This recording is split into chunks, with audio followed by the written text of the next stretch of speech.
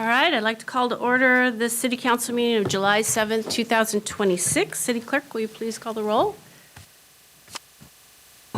Madam Mayor, would you like to notate Councilmember Tim Chisholm's absence? Before asking the clerk to call the roll for tonight's meeting, I'd like to note that Councilmember Tim Chisholm will be absent from our meeting tonight. Is there a motion to excuse Councilmember Tim Chisholm from tonight's meeting? So moved. Second. And moved by Councilmember Pascal, second by Councilmember Arnold. Any discussion? All those in favor, please say aye. Aye. Any opposed? Motion carries 6-0. Thank you, City Clerk. Will you please call the roll? Councilmember Arnold, Here. Councilmember Prem, Here. Councilmember Falcone, Here. Councilmember Pascal, Here. Deputy Mayor Black, Here. and Mayor Curtis. Here. All right, our study session tonight is on two items. First, we will hear an overview of corrections and related programs in Kirkland. Second, the council will hear a parking pricing study. We expect to reconvene our regular meeting at 7:30. City Manager. All right. So thank you, Madam Mayor, Deputy Mayor, members of the council. So this is our next to last presentation on our criminal justice review. This is going to be focused on the Kirkland's corrections programs in the jail. We have our police chief, Mike St. Jean, is going to do the introductions and introduce his team. We're looking for just council interest, questions, feedback. And then as you saw in the memo, happy to invite any council members who want a tour of the jail facilities at any time. We're happy to make that available too. So with that, I'll go ahead and turn it over to Chief St. Jean. Thank you, City Manager. Good evening, Mayor, Deputy Mayor, members of council. We want to thank you for the opportunity tonight to share an inside look at the Kirkland Jail, celebrate the dedicated men and women that operate the jail, and highlight the unique programs and services that are offered to individuals within the jail. With me tonight are Administrative Commander Melissa Petrichor and Corrections Lieutenant Sean Stredwick. Our wonderful jail navigator, Annette Cornell, was excited to attend tonight, but unfortunately is not going to be able to be here. So we will talk about her program and the great work that she's doing. So our goal over the next half hour is to provide an overview of the City of Kirkland's jail and explain how the jail functions as part of Kirkland's broader criminal justice system. We'll have 25 slides tonight, and if we could wait for questions till the end, I think that would probably work best. Thank you.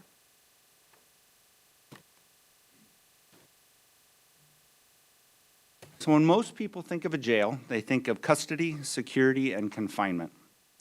Obviously, those components are essential, but they're only part of what the Kirkland Jail does. Tonight, we'll walk you through how our care cycle begins on day one, how our staff integrate safety with dignity and treatment access, and how reentry planning, not simply release, has become a cornerstone of our approach. You'll also hear about the innovative programs and partnerships that make our facility unique and how these efforts support both accountability and long-term public safety. Let's talk a little bit about our mission. So our mission in the jail is not simply to hold people securely until their court date or their release date. Our facility is really built around a broader mission: to protect the community, to maintain a safe and secure operation, and to use the time we have with individuals to stabilize immediate needs, connect them with services, and reduce future risk. When someone is in custody, our philosophy is that we have a brief but important opportunity to stabilize immediate needs, connect them to services, and prepare them to leave in a better position than when they arrived. That is really the heart of tonight's presentation. Public safety does not end when someone is booked into jail, and that people housed in our jail are not just merely numbers. It begins as soon as a person enters our facility, when they're treated with respect, offered help, and continues through successful reentry and reintegration into our society. Commander Petrichor will now explain in greater detail the care cycle. Good evening, Mayor, Deputy Mayor, council members. Before we dive into our programs this evening, I'd like to talk a little bit about our population, the population that we serve, and the approach that we've built to serve them. Everything we do begins with safety, security, and accountability. At the same time, we recognize that the time someone spends in our facility can be used to assess needs, provide appropriate services, and begin planning for a safe and successful return to the community. The people who come into our facility are not just navigating one challenge. They are often navigating several challenges at once. Those challenges can include substance use issues, behavioral health needs, housing instability, medical concerns, missing identification, multiple court obligations. Many have never been able or willing to connect with the resources that they need. A jail environment provides a unique opportunity to identify those needs, engage individuals with services in a coordinated way, and begin building a path forward. That's why we've organized our programs around a care cycle that begins on day one and continues through release. Our care cycle provides a structured approach through 3 stages: intake, in custody, and release. Each stage builds on the one before it, creating continuity from the moment someone enters our facility until they return to our community. What makes our model unique is that reentry planning begins on day one. It doesn't begin at release. So with that framework in mind, I'm going to go ahead and turn it over to our jail manager, Lieutenant Stredwick, to talk about what this looks like inside our facility.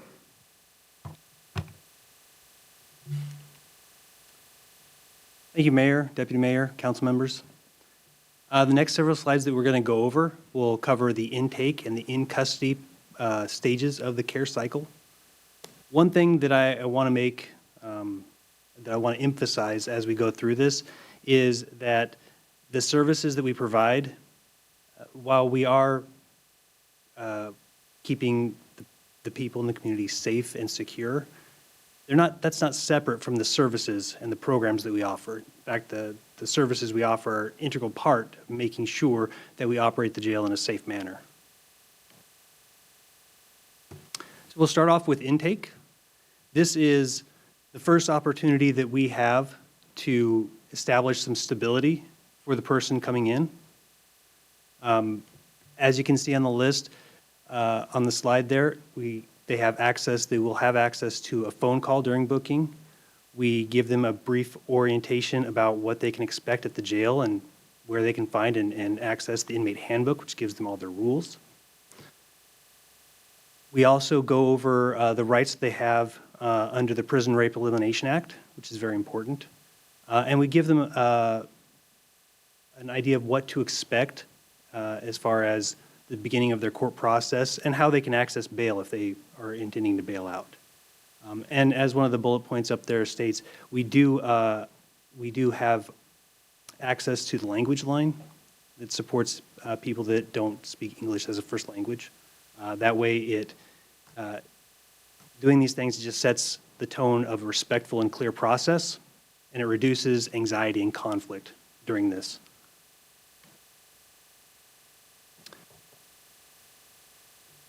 So we start with dignity. We want to interweave it in everything we do, and that's how we lead to a safe operation. We collect and record preferred names and pronouns. We also record gender-affirming searches and preferences, and we honor those things. We also go through any religious needs, ADA accommodations that they may need, and we carefully list out and show them and have them sign a form of the property that they have when they get there. That way they can be assured that when they're leaving, they're getting everything that they came in with. And again, we have forms and materials available in multiple languages, and the use of the language line is something we do on a regular basis to make sure that the communication is there. That's all there in order to prevent confusion and protect those that we're keeping in custody. During the intake, we gather information through a layered interview and assessments. This is done through, and as you can see, there's medical and medication assessments done, interviews and questions on behavioral health, risk needs, PREA vulnerability, and other navigator and support services that we have. This is done by jail staff. It's also done by our medical staff and our jail navigator. And this is to try and get a deeper understanding of what the individual's needs are and who they are, so we can better serve them. Some needs, some examples of needs could be for medical, is they could be assessed by jail medical staff that's there at that time. Could be an assessment by an EMS, an emergency medical provider, or it could be done at the hospital if they need to be stabilized there before they can stay at our jail. The main question that they're asking at that time is this person stable now? Can they stay here? And what do they need to be stable medically? We also, some of the assessments we go over are for suicidal thoughts and mental health crises. We have access to the RACER team, and they come in. We are able to contact them, and they can come in for any needs that we have. We also have specialized housing and enhanced watches that we can use if needed, depending on what the crisis is. The whole point is we're trying to be proactive and prevent problems from occurring instead of reacting to them after they occur. So moving from intake, the next step in the care cycle is in custody and the services we provide there.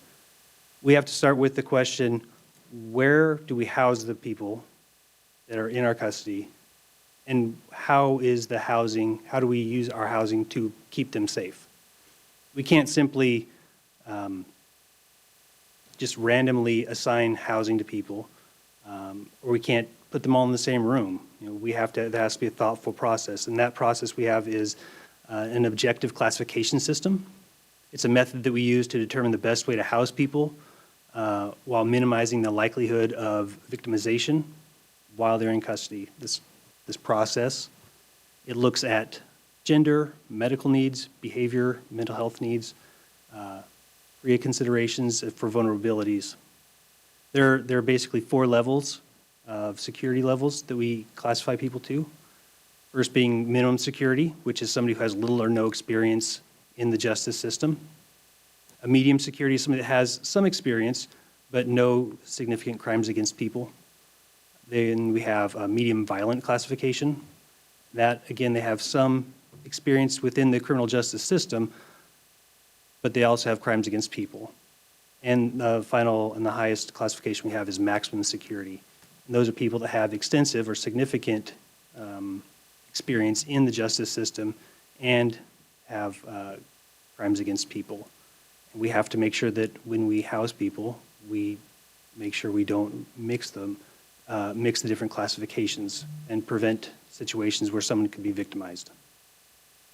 So classification, it does make everyone safer, including the staff and the people that are in custody, but it also limits how we can use our space.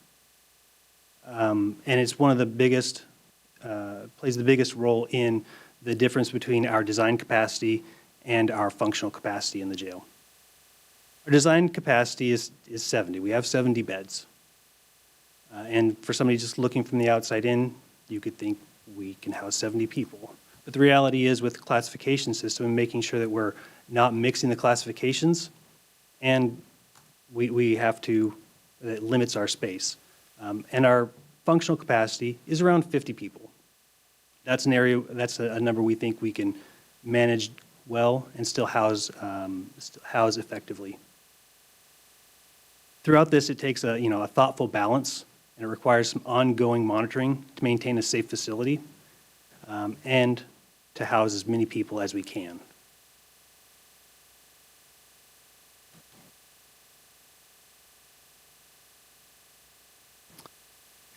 Next section we'll talk about is our medical stability. We believe that's one of the most important ways that we can help somebody. It's important because it affects all the other ways, all the other aspects, of a person's stay while they're in custody, and has a huge impact on their success when they leave. We have on-site medical care for 12 hours a day. And our medical healthcare team provides assessments of every person that comes into our custody. the question they ask is, will this person need medical care while they're in custody? That could involve medication or other healthcare management. They find this information with release of information from other facilities and medical facilities. And it also includes dietary restrictions or special diets for medical reasons, whether that be somebody who is a diabetic, who needs special food for that, or somebody who has allergies. Speaking of dietary needs, we also accommodate dietary needs for religious choices or religious preferences and vegetarian vegan preferences as well. Another major medical area we look at is pregnancy care. Again, special diet for that, giving them extra calories. They get prenatal vitamins. They get pre- and postnatal doctor visits as necessary, as scheduled already. We make sure that all happens. Our medical staff also oversees any ADA accommodations that are needed. If somebody has special housing needs, whether they can't get up on a top bunk or they need to be on a lower bunk, or whether they have special medical equipment they need, that all goes through our medical team, and we make sure that they have those things so that while they're there, again, they're medically stable. One other area that I want to talk about is the medication-assisted treatment that we have program we have for substance use disorders. Our medical team runs this, and it covers all aspects of it. They do induction, which is starting somebody on medication-assisted treatment that hasn't been on it before, or continuation if they've come into custody and they've been on the program. They just continue that care through. We also have a detox protocol, which is used to prevent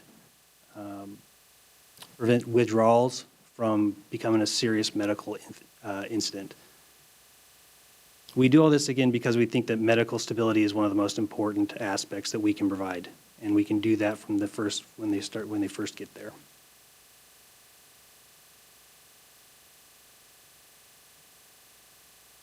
When people are in custody, maintaining regular connections with others outside is important, and it reinforces a person's stability and reinforces their stability. Excuse me. Some of the things we do to make sure that their connections to the outside remains is they have telephones in all of the cells. They have kiosks, which they can do video visitation every day. We also have in-person visitation that is allowed. That can be done for professional visits, including counselors, attorneys, and religious visits. We also make sure that they have access to mail, to send and receive mail. And they have access to a law library as well, which allows them to take actual action in their criminal case that they're being housed on. We try to create structure for them through a routine. We have regular laundry services, book cart services. Everything is done on the schedule. Hygiene items and writing needs are passed out every day at the same time, and they have access to a commissary menu as well, which they can get extra items from that. Another way that we try and that we create structure is through our kite system. And kites are started out as a slang, but has been kind of adopted by the corrections industry, and it's really just another way of saying a request. So we have a regular kite is just a general request from a person in custody to jail staff. And that's done through the kiosk. It's an email. And they can ask for anything from, I'd like to sign up for the haircut list, to I'd like to use the workout room today, or release dates, a litany of things. We have medical requests are on the kiosk as well, so they can receive the medical needs that get the medical care they need. They can also fill out and submit grievances if they feel like they've been treated unfairly, or that there's something unfair about the process we have. And there's also a way that they can access the jail navigator on their own. The nice thing about this is that it creates structure for the people in custody, but it also creates accountability for the jail staff. Everything in there it's electronically saved, can be accessed, whether it be the initial request and the response, time, date, and stamped. Make sure that we're doing the job that we should be doing and that we can audit ourselves and make sure that we are.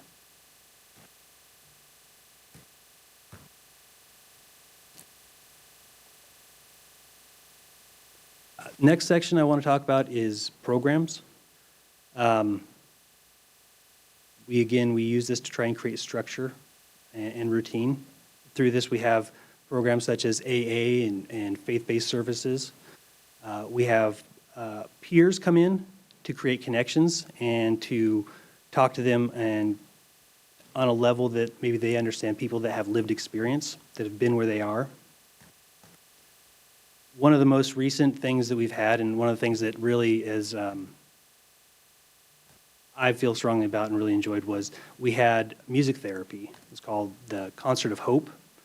This is a program that we worked with the Washington State Reentry Council to bring in.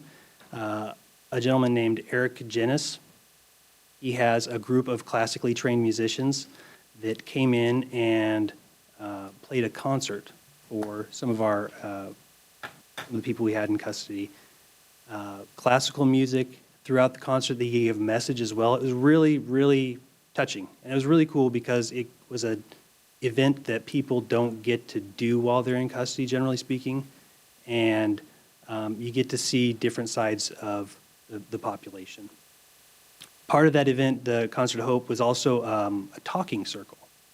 This was a time when, and this was coordinated by the Reentry Council, this was a time when the people in custody got to sit in a circle with some other people with lived experience. And it was a coordinated time to talk about anything, how they felt, their life experiences, what they want to do. And it was a time, what I found from watching it was a time that they could be vulnerable in a place where you usually can't be vulnerable, where you feel like you can't be vulnerable. The engagement that I saw there was amazing. Like, it was really, really cool. A lot of tears were shed, but the engagement with the people in custody was impressive.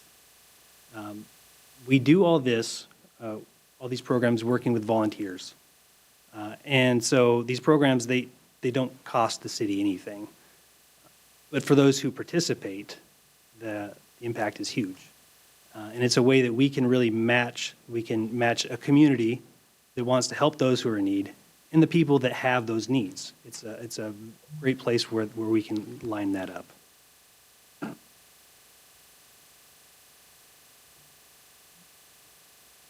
There. And along those same lines of meeting people with their needs and when they have, while we have them, we create treatment connections for people as well. We help people that are looking for treatment solutions, whether it be for substance uses or behavioral health. We help them to find to find treatment and find placement. And what better way is there to use this time in our facility than to do these things? Some of these treatment and therapy sessions are required by courts, and some of them they want to do on their own. But this includes, again, behavioral health and substance abuse. We do evaluations for therapy, whether it be substance use or drug and alcohol treatment coordination, and prepare them to have success when they leave. And that's really what we're trying to do, is we're trying to give them a step ahead, get them ahead before they leave, before they get out. But I want to make clear, we don't see these as extras. These are a part of how we maintain a safe facility and how we help them to become successful when they leave. And it's really how we see a major part of our role in the justice system. We have the ability to make these connections, and I made a note, maybe a little cheesy, but I said this is the correcting part of corrections. But this is really what it's about, is helping them to get better before they leave. So with that, I'll pass it back to Commander Petrichor. Thank you. Thank you, Lieutenant Stredwick. I'll try to keep an eye on the time. As the chief mentioned earlier, our wonderful jail navigator, Annette, is not here with us this evening. Unfortunately, she's left some very large shoes for me to fill, so I will do my best as we start to talk about the jail navigator program and the final stage of the care cycle. This stage is where our work extends beyond the jail. Release is one of the most important moments in the entire care cycle. For many individuals, the transition back into our community is also the highest risk point. Without support, the challenges that brought someone into our custody can become immediately overwhelming again. Our goal is to reduce that risk by making sure people leave with real connections, not just released. We call this the warm handoff. A warm handoff turns referrals into relationships. Instead of telling someone where to find help, we help them connect to the people that will be waiting there for when they arrive. Before someone leaves our custody, we help answer the questions that matter most. Where will I go? How will I get there? How do I continue treatment? And what happens to me next?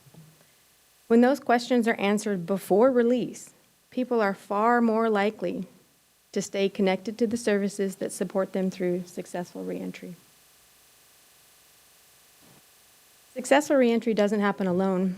It requires organizations to work together with a shared purpose and a coordinated plan. For many years, there wasn't a dedicated resource inside the jail to coordinate that work. People often left custody with referrals, but no one was responsible for connecting those services into a single pathway forward. Recognizing that gap, we launched the Jail Navigator program in February of 2025 through a COSUP grant. The Jail Navigator serves as the central point of reentry planning. While based within the police department and the city jail, this program reflects the city's broader commitment to human services by bringing human services and that approach into the correctional environment. The Navigator connects justice, healthcare, housing, treatment, and community partners into one coordinated plan tailored to each individual. Instead of handing someone a list of phone numbers, the Jail Navigator helps ensure those connections are already in motion before they leave custody.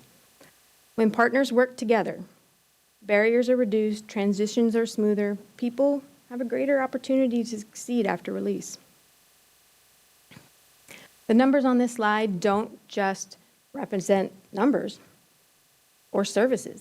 These are people. The Jail Navigator program launched in February of 2025, and since then, more than 140 individuals have received direct support, and that's through February of 2026.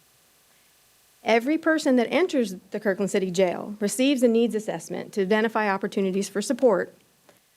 However, participation in the Jail Navigator program is entirely voluntary. These are 140 individuals who chose to work with the Jail Navigator, and 117 individuals chose to develop a plan for their return into the community.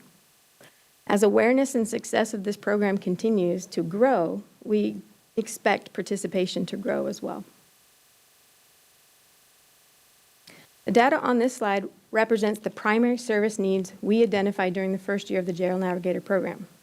Many individuals need support in more than one area, so you'll see a single person may be reflected in several categories.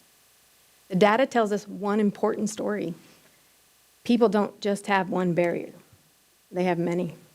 These barriers include housing, employment, identification, treatment, transportation, and healthcare, and they're all connected.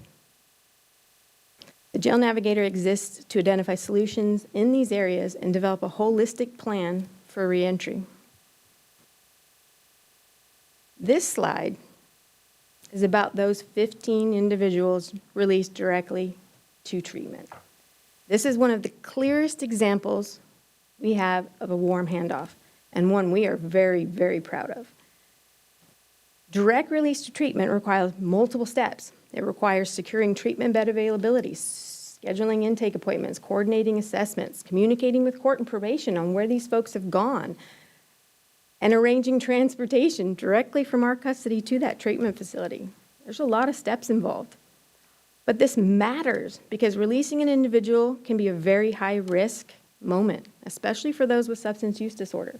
Connecting someone immediately to treatment reduces the chance that they'll return to crisis without any kind of support.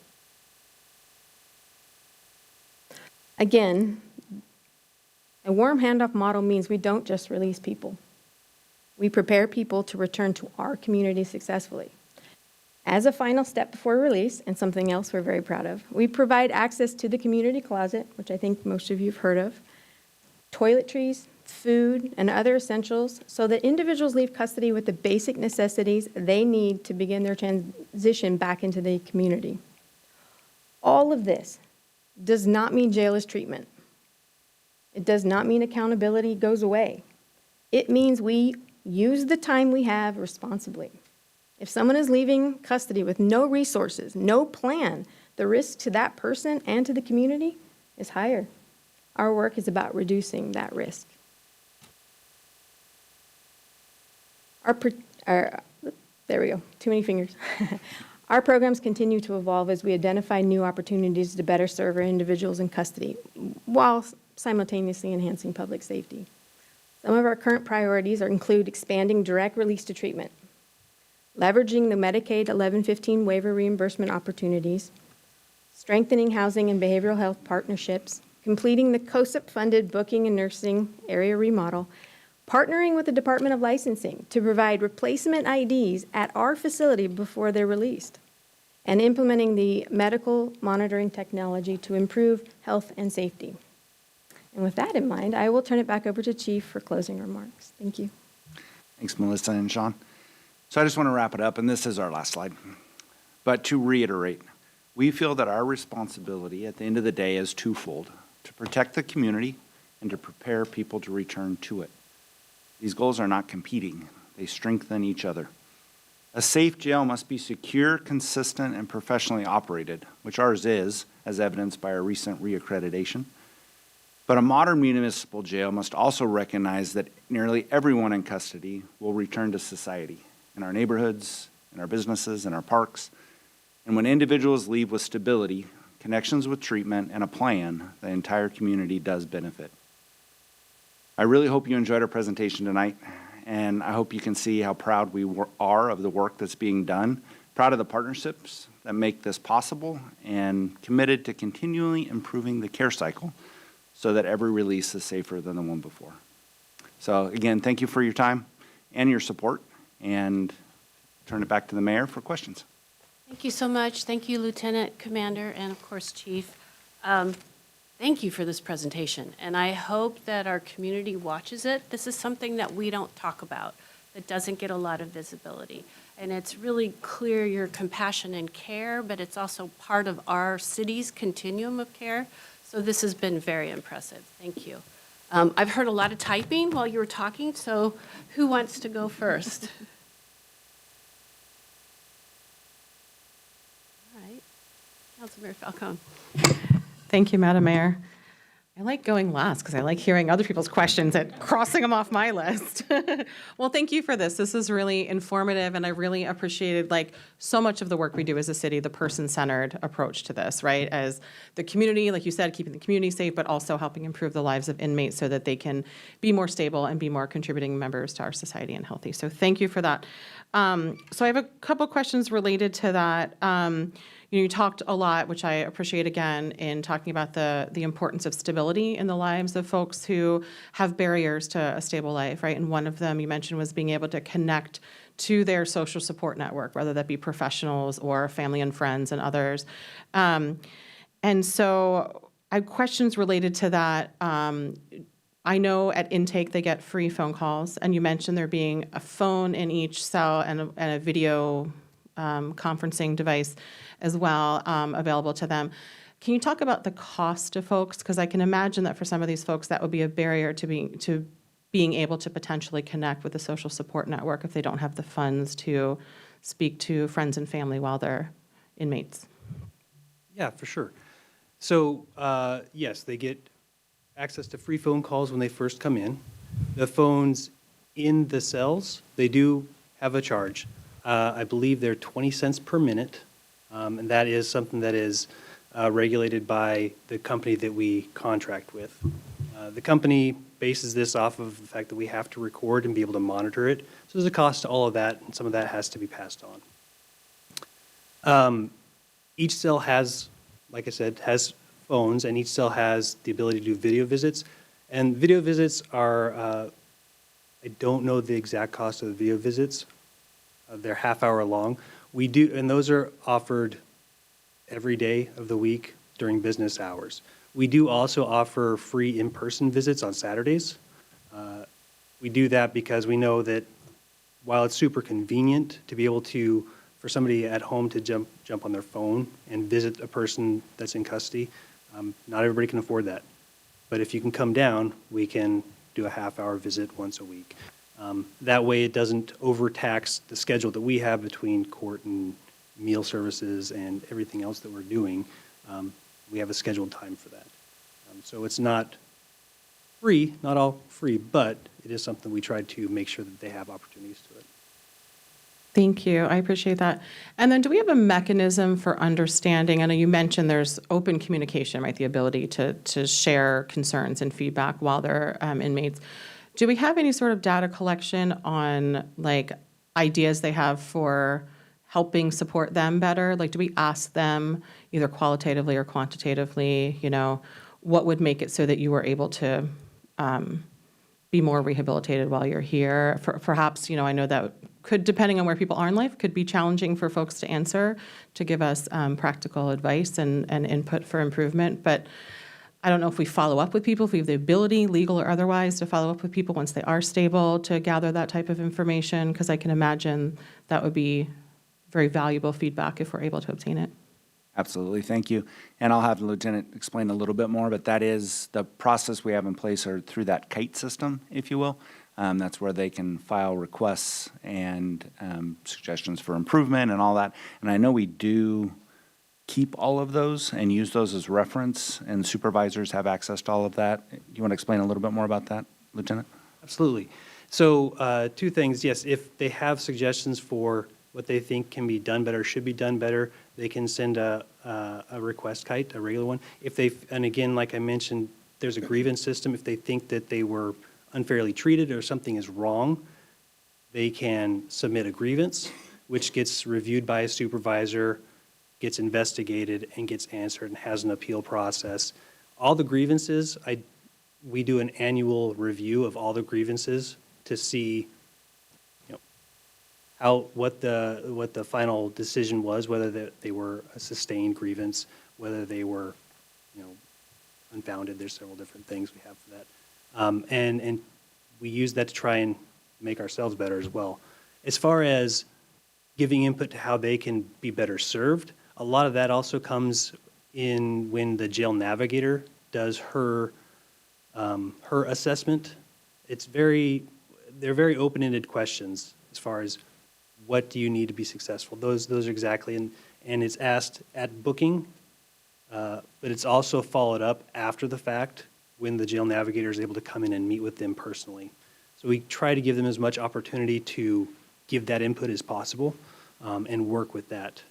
And then finally, you mentioned about follow-up afterwards, and I know that Annette would love to answer that question because she has heard from people that have left custody and have been successful and has shared that with the staff, which is really cool because it shows that we're not just doing something to do it, that it's actually working, and that people are being successful. So it's out there, it's not everybody, and we don't have a regular mechanism to follow up on people. It's very hard to follow up with people when they leave custody, but we do, when they reach out to us, we make sure and that gets shared with everybody, so everybody knows the work that's put in has gone to a good place. Thank you. I appreciate that. And I appreciate the invitation to tour as well. I would like to take you up on that, as some of my colleagues may as well.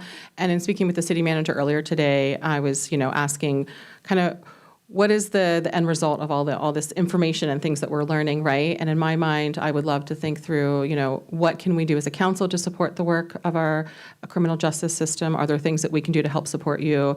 The phone calls was one example of that, right? But would love to have a follow-up conversation more about some of those details. I've heard fellow council members talk about, quality of meals and other things in the jail, and seeing if there's ways that council can help support the important work that you do. Thank you. Thank you. Councilmember Arnold? Thank you, Mayor. Chief Commander, Lieutenant, thank you for the presentation. It's really impressive, the work that you're doing. And beyond the outcomes of the people that are released, one thing that was covered in the memo is how this, the work we do here actually saves the community money compared to these housing in the King County Jail or SCORE. And it mentioned some of the direct costs of how we've been able to keep that SCORE number low. One of the things I'd like to have as some backup information is just saying, okay, you've said, okay, if we housed everybody in SCORE, it would cost more than $5 million a year.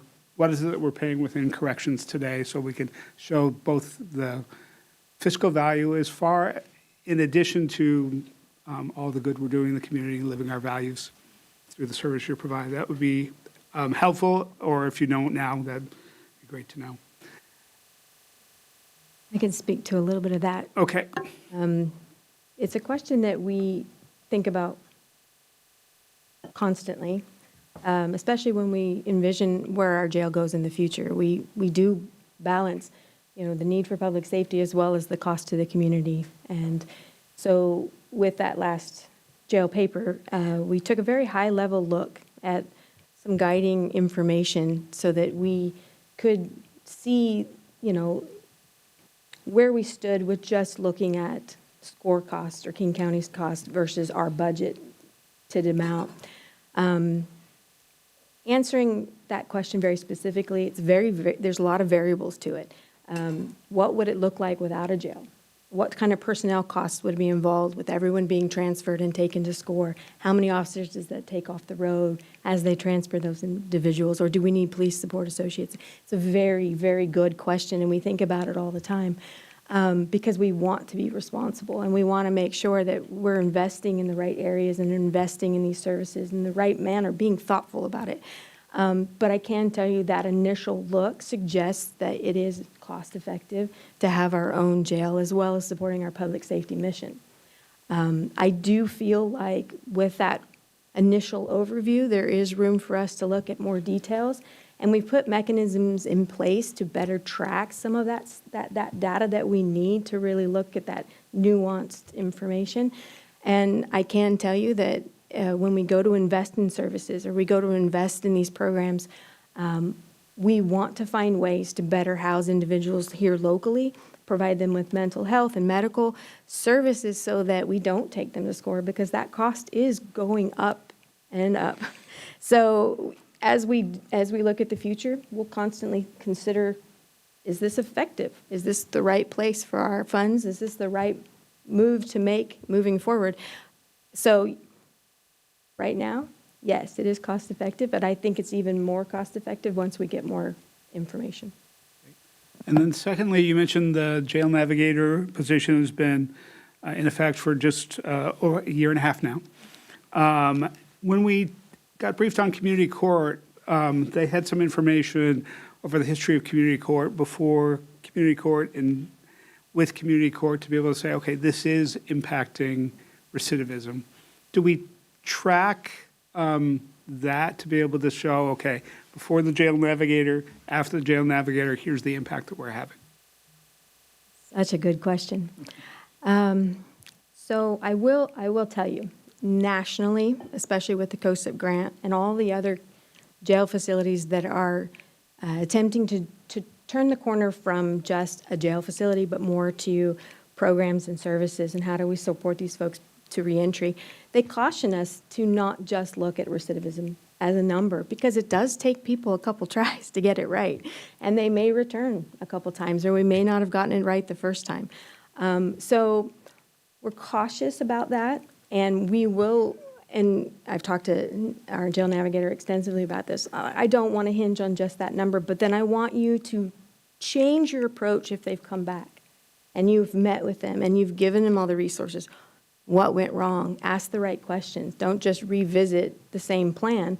Find out why did you come back? Was it something that we didn't look at or didn't address?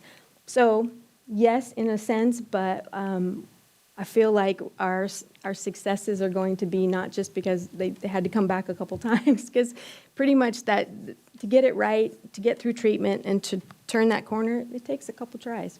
But we will, and like I said, we only had a year and a half, but we do have mechanisms in place to really try to track what this success of this program looks like.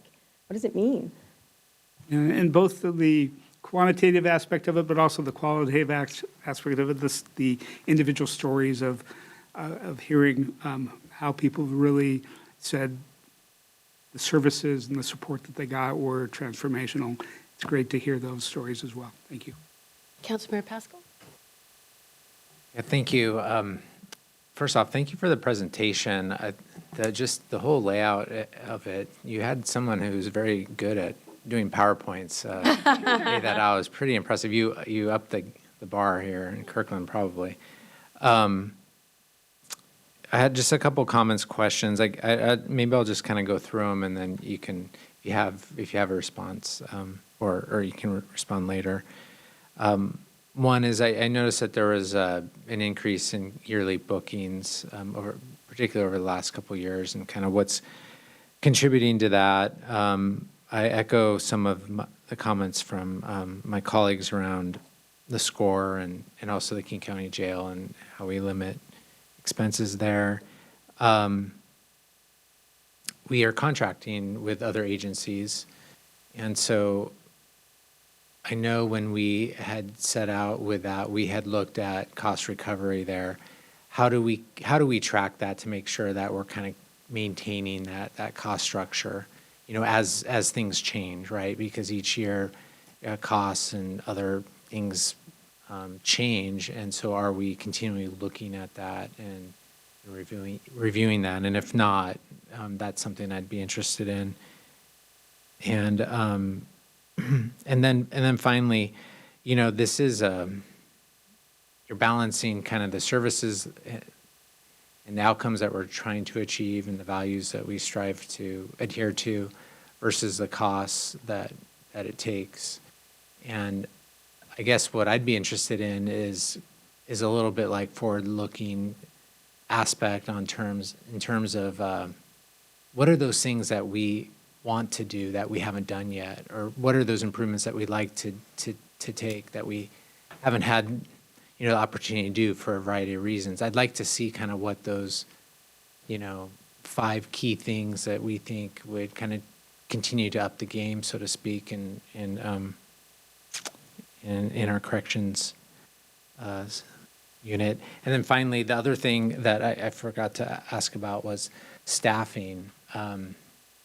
You talked about the staffing structure.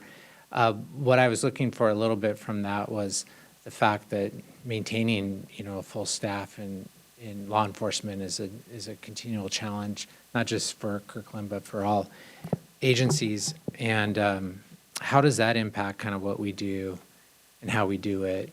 And just kind of how does that play into some of this too? So that's a lot to throw at you, but those were some of the things that were on my mind. I know all really good points and questions, and I'll try to hit them quick because I know we're running out of time. But staffing, we're looking really good. We have 1 position open, and it's been open for a while. We're being pretty picky on that. Thanks to the support of council and the good work of the 2 next to me, Kirkland Jail has kind of become a place where people want to come to work. We've got several laterals that have come from bigger jails because they like our approach, they like the size of it, and have come here and have been super, super happy. The people that are here, if they leave, it's to go become a police officer. Others, it's absolutely a profession, and they've stayed for a very, very long time, and I can see them doing a full career here. So we're doing well there. The contracting with other agencies, yes, we are doing that. We try to keep a close eye, making sure that our staffing can handle that. And every year, we look at adjusting the rate that we're charging based on collective bargaining agreement changes, medical costs increasing, those kind of things, to make sure we are recouping those costs. So we do that. The services, I got to give a lot of credit to Commander Petrichor. She is grant master. And so we have gotten some really good federal grants and pass-through grants that have done the jail navigator. The one we just got was for kind of a medical, technology. And so it'll actually be able to measure people that are in custody's heart rates, breathing, those kind of things, to make sure that we're being proactive on in case someone has an overdose or a medical emergency. We'll know right away. And as you know, in any medical emergency, time is of the essence. And so we haven't installed all of that yet, but we got the grant money through that. And so trying to be creative on how to improve our level of service, utilizing outside dollars where we can. And Melissa's really, really good at getting those. So I think I answered most of those. Great. Yeah, thank you. Thank you. Appreciate it. Councilmember Prince? Yeah, thank you so much for this presentation. Very impressive, and I agree with Councilmember Pascal. The figures were top-notch. So one question I had was around the Jail Navigator program, which I feel like that's one of the highlights of this presentation. I saw the numbers, in the last year and a half, we've been able to recruit around 140 people, right, to participate on a voluntary basis, obviously. And then I saw the bookings in the last year were, I think, almost 2,000 people, right? So I guess how do we increase awareness of this program, and I guess how do we recruit individuals to participate now, and then how are we planning on increasing the exposure to this program? Great questions, and I'll give a little context to the numbers. It took us a couple of months to get the program, once we hired Annette, to get the program fully fleshed out. She wasn't meeting with people until we built it from the ground up, until we had surveys, till we had a good direction, till we had assessments, till she went and trained at all these other facilities. So there were several months of 2025 where she didn't meet one-on-one with folks. I think those numbers do seem lower, but I will preface the 2,000 are bookings, and some of those people are repeat offenders. So they're not the exact number of people, just the number of times they came to jail. I think I was, believe it or not, impressed that 140 people agreed to meet with her, just because this was brand new. They weren't familiar with it. It meant that they had to be in a vulnerable situation and communicate their issues and find a path forward. And not everybody's receptive to that. And a lot of times they don't want to talk about substance use disorders. They don't want to talk about the homeless issues that they're having. So I feel like the more that gets out, the more people understand that resource is there, the more she can, the word gets out, it's just going to get better. Once that we stabilize a lot of those pieces, like we put it into the kiosk system in the jail, so they can directly contact her. Once we get that private room remodeled in the front that we're working on, where she has a private place to meet with them, it's just going to get better. And I think they talk. So when they meet with the jail navigator and they go back to the cells and they talk to the other people that they met with her, and it's really working and that she's given them great resources, the word's going to get out. I expect that number to go even higher. Great, thank you. I have to move us on to parking. I apologize, but thank you. Great presentation. We really appreciate you being here. Thank you very much. All right, City Manager, we're going to do the parking pricing study. All right. So as we're switching out here and the Public Works team is coming forward, the goal tonight is to talk about the parking pricing study and some options for council consideration. We talked about this a little bit at the council financial retreat. The goal tonight is not to have the council pick options. It's a study session, but what we're really looking for is kind of impression and feedback, principles that or information council is seeking about parking pricing, and sort of a general sense of should we continue to move forward on some of this, like bring some things forward in budget process or other ways to begin pricing for the potential benefits it creates. And so with that as a high-level overview, I'm going to turn over to our transportation manager, Stephen Padua, and our transportation planner, Kimberly Scrivener, and they're going to walk you through the results. Welcome. Go ahead. Thank you, City Manager, Mayor Curtis, Deputy Mayor, Council. Looking forward to the conversation tonight about parking pricing. I have about 15 substantive slides. We're here to talk about better managing our very limited parking supply that is in very high demand with the goals of increasing access and availability for our community to access our amenities in downtown, to support our local businesses, and with any additional revenue to show that direct benefit back to the areas that are served by parking. This body of work implements our transportation strategic plan policy to take an active approach to managing on and off-street parking. And just a quick background, we currently charge $1 an hour in 2 downtown lots.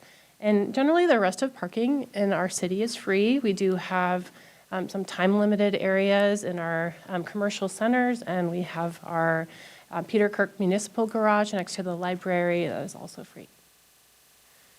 We are also having this conversation based on council direction from 2022 to look at better parking management and monitoring. From there, we installed sensors in 23. We reported back to council in 24 and made live parking data available in 2025. The most recent presentation about that was the 2.0 version of that. And today we're talking about pricing. There are a number of ways that we manage parking. As I mentioned, curb management in terms of time limits. We have 3 parking enforcement officers. I mentioned our monitoring. We do a lot of work related to alternatives to driving through active transportation and everything we can do to bring as much to support our community with transit and demand management. And we installed wayfinding in 2022 for parking. And so the question at hand today is about pricing, another important tool in that toolbox.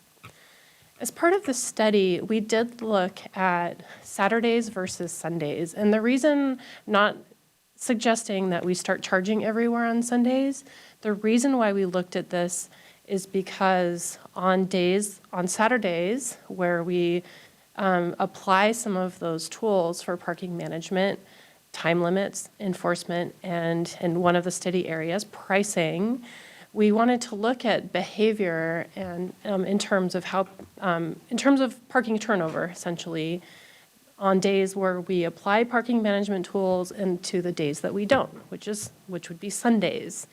And the key takeaway is that our parking management tools work. The data is pretty significant. We see a lot more turnover on Saturdays when we apply parking management tools.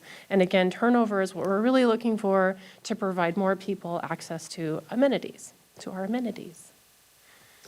Kimberly, are you okay with questions? I would now? happy to be interrupted Councilmember? at any time. Thank you. So the Saturday, Sunday analysis I thought was interesting, and it made me just pause and think, is there a reason that we continue to have free parking on Sundays, and if that's something that we should evaluate as part of this discussion or perhaps a future discussion? So wanted to mention that. I have my theories as to why we had that as a remnant of previous societal values, and want to look at like the intention there and if that's really something that's helping our community or if we should reevaluate that. The quick answer is that it's a policy decision, and it has been for a long time. In a lot of cities, it's pretty typical. You'll see free parking on Sundays and holidays. I will address, when we get into the options, a little bit more on that. Thank you. That would be helpful. I would assume that with our DEIB values, that it would be something that we would want to evaluate as well, given the history of probably how that was implemented. Thank you. Oh, Councilmember or Deputy Mayor?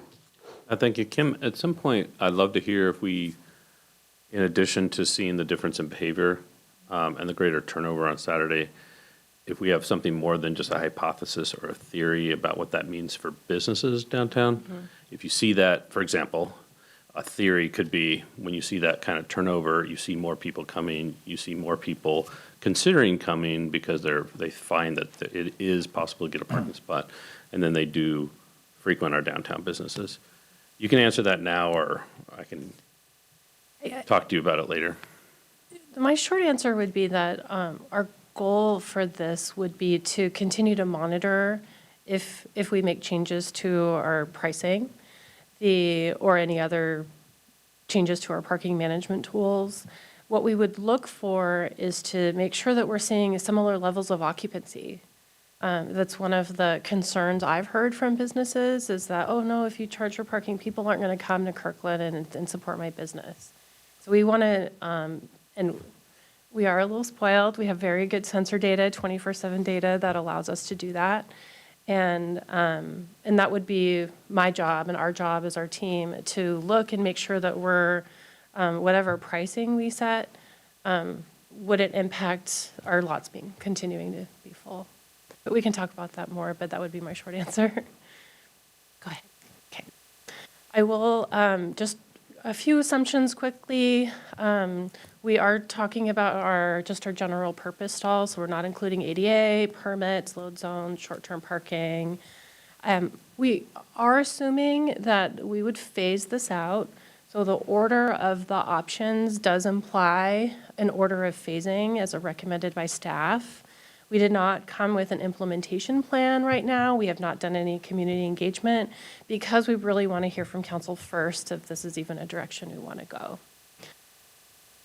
So option one, increase parking in our 2 lots where we already charge. The bar to that is pretty low. We already have pay stations. Our last pricing policy was set in 1994 at $1 an hour. We, thanks to our finance team, gave us what that would be equivalent to in today's dollars. Again, the goal would be to induce turnover, and to cover some of our maintenance costs downtown. We currently do not have any dedicated budget to maintain our existing lots. We pull from our paving and striping programs and other programs for that. For option 2, this is Kirkland gets inundated with, Kirkland has some of the best waterfront access on Lake Washington, honestly. This map, we have 7 waterfront parks with parking lots. The 6th on the map, the 7th is Marina Park downtown. And we just get inundated. We get a lot of complaints from people. Our police department gets a lot of complaints from people and issue a lot of tickets during summer. And this would help contribute to just better managing our limited parking supply. The suggested rate of the $3 versus the $2 in option 1 is really to cover some of the maintenance costs for the waterfront parks. That's what that price, that fee setting is for. So we're trying to balance not going too high. We're not suggesting market rate, which is pretty typical of public agencies. Still wanting to induce turnover and still cover some maintenance costs. Our consultants provided us a wonderful tool where we can have conversations about what we would like to cover with any additional parking revenue. We can kind of click certain things on and off. We can decide how long, whether we want to cover something over a couple years or over a 6-year period that can help us set some fee rates. And we can certainly bring that tool back to council, but this would be our suggested fee at just a starting point. Councilmember Pascal. Question, do we have data about percentage of residents versus non-residents that are using our parking at our parks? Not for specific to our parks. We did receive some data from our city manager's office about general kind of tourism and where people are coming from when they visit the city, but not necessarily at parks. We would have to do some analysis with license plate readers, which we could do. Thank you. Councilmember Pascal. Thank you, Madam Mayor. Well, thank you, Councilmember Pascal, for that question. I had a similar question related to that and other ways to achieve a similar goal. that we don't need to get into now, but I'm curious, I know that we have, I'm going to blank on the name of the technology, but TDC, has some technology that I know economic development utilizes to track people and where they are around the city, not like in a individual person kind of way, but just like a numbers kind of way. I don't know if that would be a tool, but I'd be curious to know if that has the capability of being able to know where people are coming from, if we can geofence the parks, the waterfront parks, and see where they're coming from. That may help answer Councilor Pascal's question. Anyway, just wanted to mention that. I don't know, staff can probably speak more to that than I could. Sure, we can follow up with that, check the terms of the placer agreement. Thank you. And work Thank you, together on please. it. Yep. Thank you. We did pull out We Need a Beach separately, just to give you some context of one park as opposed to all of the waterfront parks that have parking. This is an interesting example as well because of the gravel lot and then the grass overflow. We can certainly charge in the gravel lot and in the grassy overflow. How that would work is to put up temporary signs in the grassy area and post essentially our pay-by-phone signs and time limits if needed. We don't necessarily have to time regulate, but we would likely want to be consistent with the rest of the lots. Because my understanding is that there is one ingress location we could monitor just through in and out without parking sensors, so that would be an option as well. And then if there is interest in charging in the grassy overflow, my suggestion would be that we would have our pay station in the gravel lot and people could still walk to the gravel lot. It's not that far if people wanted to pay cash. I will go back one. In terms of enforcement, we do have our police department with us. They've been with us step by step on this. And the Juanita Beach, Heritage Park, Marsh Park, and Houghton Beach all do have time limits and are enforced for time limits. Waverly Beach and O'Denny have less enforcement now. And then I do want to address Sundays. The suggestion here, so summers only would be Memorial Day to Labor Day. And the suggestion, it would be a change to start charging on Sundays just in the parks because Saturdays and Sundays are kind of equal when people are trying to access the beach. But that's really the only exception that we're suggesting now, but we can certainly look at Sundays and other places too. On street, essentially our data shows that the free parking is more competitive. We're getting a lot more people circling, looking for free parking. So another objective is to reduce circulation downtown. Starting to charge on street would require a lot of pay stations, one per block face, and then essentially we would just want to keep the price consistent. The suggestion is to keep the rate the same as the two lots so that we have consistency across all of downtown. And then lastly, the garage. In terms of phasing, this one is last. We would want to encourage people to park in their garage if that were free and if we were to start charging on street because the places on street have that direct access to businesses and freeing those up more often for people. And so encouraging people to park in their garage is a good thing. But eventually, if council is interested in charging in the garage, we do have 3 levels. This analysis looks at the middle level. The top level is managed by the library for library access, and we could certainly talk to the library. The lowest level is for employee permits, and we could certainly talk about that too. But right now, the suggestion is just that middle level. And again, we can, lots of conversations that we can have about what the council might be interested in funding. As I mentioned, with the rate setting, we are looking at essentially maintenance of the adjacent areas. And with that, I'm really looking forward to any other questions you have. Thank you, Kim. All right, council, we have 20 minutes, so everybody fire their feedback. Councilmember Arnold. Thank you, Mayor. Thank you, Kim. Appreciate all the really thorough stuff. I mean, these are my notes from looking at the packet. Lots of interesting stuff in there. couple things on the study. The information in the packet showed kind of annual numbers of occupancy. One of the things I'm making a case, especially for downtown parks, I'd be more interested in peak and summer days to be able to say how many summer days are we hitting that 80% level that really justifies the need for turnover. So I'd like to see that data as we consider moving forward. Oh, I should have opened up with, I am interested in looking at options 1, 2, and 3 moving forward. And this is some of the questions I'm going to want to answer as we do this.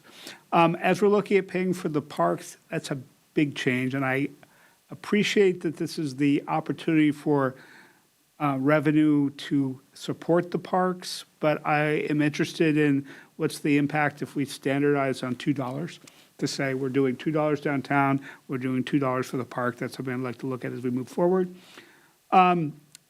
As we look at downtown parking, you do have the garage as a free option. As we look at downtown parks, I am interested in what we anticipate as the impacts for people looking for free parking when we start to charge, and how do we mitigate the impacts on the neighborhood between Lake Washington Boulevard and State Street and Juanita Village and its surroundings around Juanita Beach Park. And then I am interested, as we look at this, you mentioned the kiosks. How many people are paying via the kiosks versus the pay-by-phone app as we look at how much we need to invest in kiosks as we add parking? Those are the things I want to look at moving forward. Thank you. Thank you. Councilmember Falcone. Thank you, Madam Mayor. Well, thank you for this really thoughtful presentation. I know we've, as was noted in the memo, been working on this issue for years. So I do appreciate the thoughtfulness that we're going about this, and that we have a focus of why we're doing this, right? That we're not just trying to, have a money grab for the public, that's really intentional to help support our infrastructure and help increase turnover, to help support our businesses, and for more folks to be able to enjoy the park. So I think that's, I really appreciate that. I am interested in a plan, at least, to move forward with all 4 options. I, however, would like some built-in check-ins if we do proceed with the plan for all 4. As you mentioned, Councilmember Arnold mentioned, and I think you mentioned as well, like the potential impacts of spillover into neighborhoods and other things. I'd want to understand how things are going and check in before we implement a next phase or next option of it as we proceed. I think that would be wise. So I think having a plan, for example, for option 4 wouldn't necessarily commit us to definitely doing option 4. We'd have a plan in place so that if we think that it's logical at the time, we can continue to proceed without doing a whole new study, that we're prepared for that. I will be looking for, like I said, a proposal for changing our free Sundays as well. I want to understand the logic of that, other than that's how we've always done it and that's how other people do it. I suspect that may be due to religious norms that we had in the past, and so just wondering, again, the focus on one of the goals being to help support, especially downtown, our small businesses in downtown, and having more turnover for folks. What does that look like? Are there other days that would make more sense? Would it help small businesses if we had free parking on Mondays, for example, or Tuesdays? I really want to be thoughtful and logical about it, and not just because this is how it's always been done. So I'm interested in having that conversation. Also, I've said the next 2 things every time we talk about parking, but I just want to remind folks that I'm interested in knowing how this can play into, or work this into, our Kirkland Cares program. I want folks to be able to enjoy our parks, including downtown, even if they can't afford to pay for this parking. So I don't know what the technology looks like for that, if there could be a swipe card that they could have with a certain amount loaded on it per month or something like that, so that they could still enjoy parking without it being too burdensome for them. Again, with the goal of the Kirkland Cares to be kind of a one-stop shop for folks who need those services, to be able to provide that. I also want us to look at some point in our parking analysis, maybe not into the paid parking, but it does could potentially impact it. Our usage of ADA stalls, do we have enough? I know I keep mentioning that every time, but I just don't want us to forget that, because I think that's really important. I've heard in 2 separate conversations with council events, folks come to me asking about that, especially our senior population, saying that they struggle particularly with finding ADA parking in our city. So obviously we have the required minimum number of ADA stalls, but should we on city property consider additional ADA stalls? Is that needed? I would like for us to look at that, as well as the placement, right? If there are, think of like Juanita Beach Park. Do we need to have 88, more ADA stalls in the gravel lot versus the paved lot, or both, depending on where people's usage is, imagining, grandparents or family members with mobility disabilities wanting to watch their kid play softball, for example, or baseball, that we don't just add extra ones in the park in general, but we really are thoughtful about the usage as well as part of that conversation. Also, when we talk about what the revenue is going to be used for, I agree it needs to be tied really crystal clear to what we're going to be using it for. And I agree and appreciate the parking lot infrastructure maintenance and also the parks. I think there's precedent for that in other parks as well, in other cities and jurisdictions that use the parking revenue to help maintain the park. That makes logical sense. We received some email feedback, and I also thought, had this thought as well, so I appreciate the email, that we should look at other hyperlocal transit needs. And we're going to be having a transit study later this year, looking at whether it makes sense to use some of this revenue to help fund that, if that's an option that we consider proceeding with. And then lastly, related to the phasing in of options 1 through 4, I share Councilmember Arnold's concern about really having some sort of free accessible parking for folks. I think of K-Tub right there and the senior center and some services that folks may use in the library. I can imagine that if we do charge there could be spillover into the library surface part of the lot or of the garage. And that might be harder for folks who need to access some of the services, not just, families going to get books, but all the other wonderful services that folks in our community would need, that having free parking, however, having some sort of Kirkland Cares program accessible to folks may help alleviate that concern a little bit. But I do want to mention that's why I know there's logistical reasons why that's option number 4, but in my mind, there's very practical reasons for community members who have a greater need for free parking, in my mind, for that to be the last option as well. So I'd want us to consider how that would work, where we have folks at the library who could distribute, the parking cards or something like that. Again, I just want us to be mindful from the user's perspective, what that would look like, and making sure we're not creating additional barriers for services for folks in our community. Rather than that, I think this makes sense, and I hope we can finally proceed with this. Thank you. Thank you. Councilmember Pascal? Yeah, thank you. Thank you for all the information so far on this. I know we've been talking about it for a while. I was most glad to hear about the fact that the outreach is the next step, that you really want to tailor the outreach to the things that council's most interested in. So I think that makes a lot of sense. I think I want to start out big picture. What I'm looking for is kind of, really clear vision of where we're going. What are those objectives that we're trying to achieve? And then, somehow compare those objectives or those options to those objectives and how well each option achieves those. So, each one's going to be a little bit different, and I think that will help kind of show, kind of tell a story on more on what we're doing, and be clear, because I think we each are going to talk about different things individually as council members, and I want to make sure that we're all aligned. I'm most open to option 1. $1 is arbitrary, so just open to kind of the other options there for those 2 lots. Option 2, which is the parks, I'm gonna ask for a little bit more information, which I alluded to earlier, which is just understanding who's using the parks. Is the primary issue that folks from out of Kirkland are occupying 60, 75% of the stalls? I don't know. It'd be good to understand that. And then, based upon that, and maybe, regardless of that, I'd be interested in just other ways in which we could manage parking in our parks. I see parks as very unique because it's, in my mind, it's a service that we're providing our residents, that they're paying for parks and recreation and already through taxes. And those that can afford to live near parks, that's great. They can just walk there. Those that can't, where we're introducing more density and more housing, they are going to have to find other means to get there. And it feels odd to penalize them to access parks.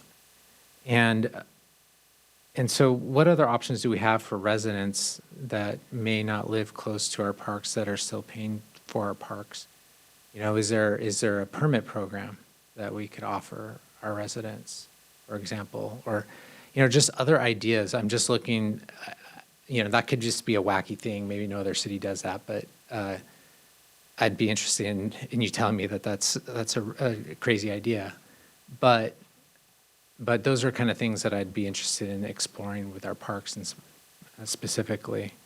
I'd also be interested, and this is all kind of predicated on this option too, more enforcement of all our parks, not just focusing on the Marina Park or Houghton Beach, but making sure that we're doing enforcement of the time limits equitably across all our parks.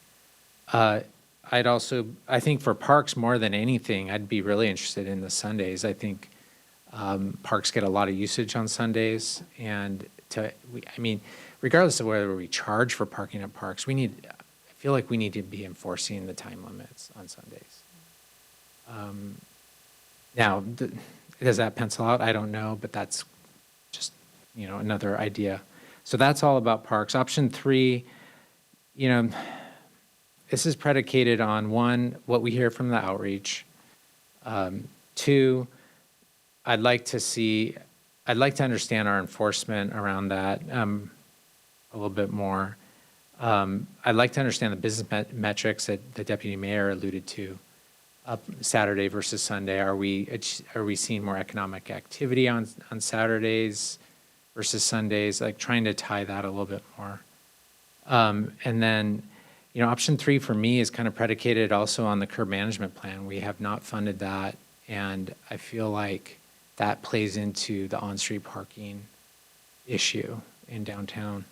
And then option 4, just to be honest, it's not something like I'm super excited about. I would like people to park at the library. I'd like to incentivize that. I'd like to do these other things before we even think about that. I see that as kind of a longer-term thing, and if we get there, we get there. But it's not something that I'm super excited about. Thank you. Thank you. Anyone else? Councilmember Prim? Yeah, thank you for this presentation. I would say I support seasonal fees for the first 3 options. So for the summer months only, I do generally agree that having parking fees for the library, I'm not a big fan of that. Maybe partly because I want to incentivize people to go to the library and read books. So I don't want people to have to pay for that service. I also, I just want to emphasize, I don't think the goal here is to generate major revenue streams. It's really just to make sure that more parking is available when the demand is the highest.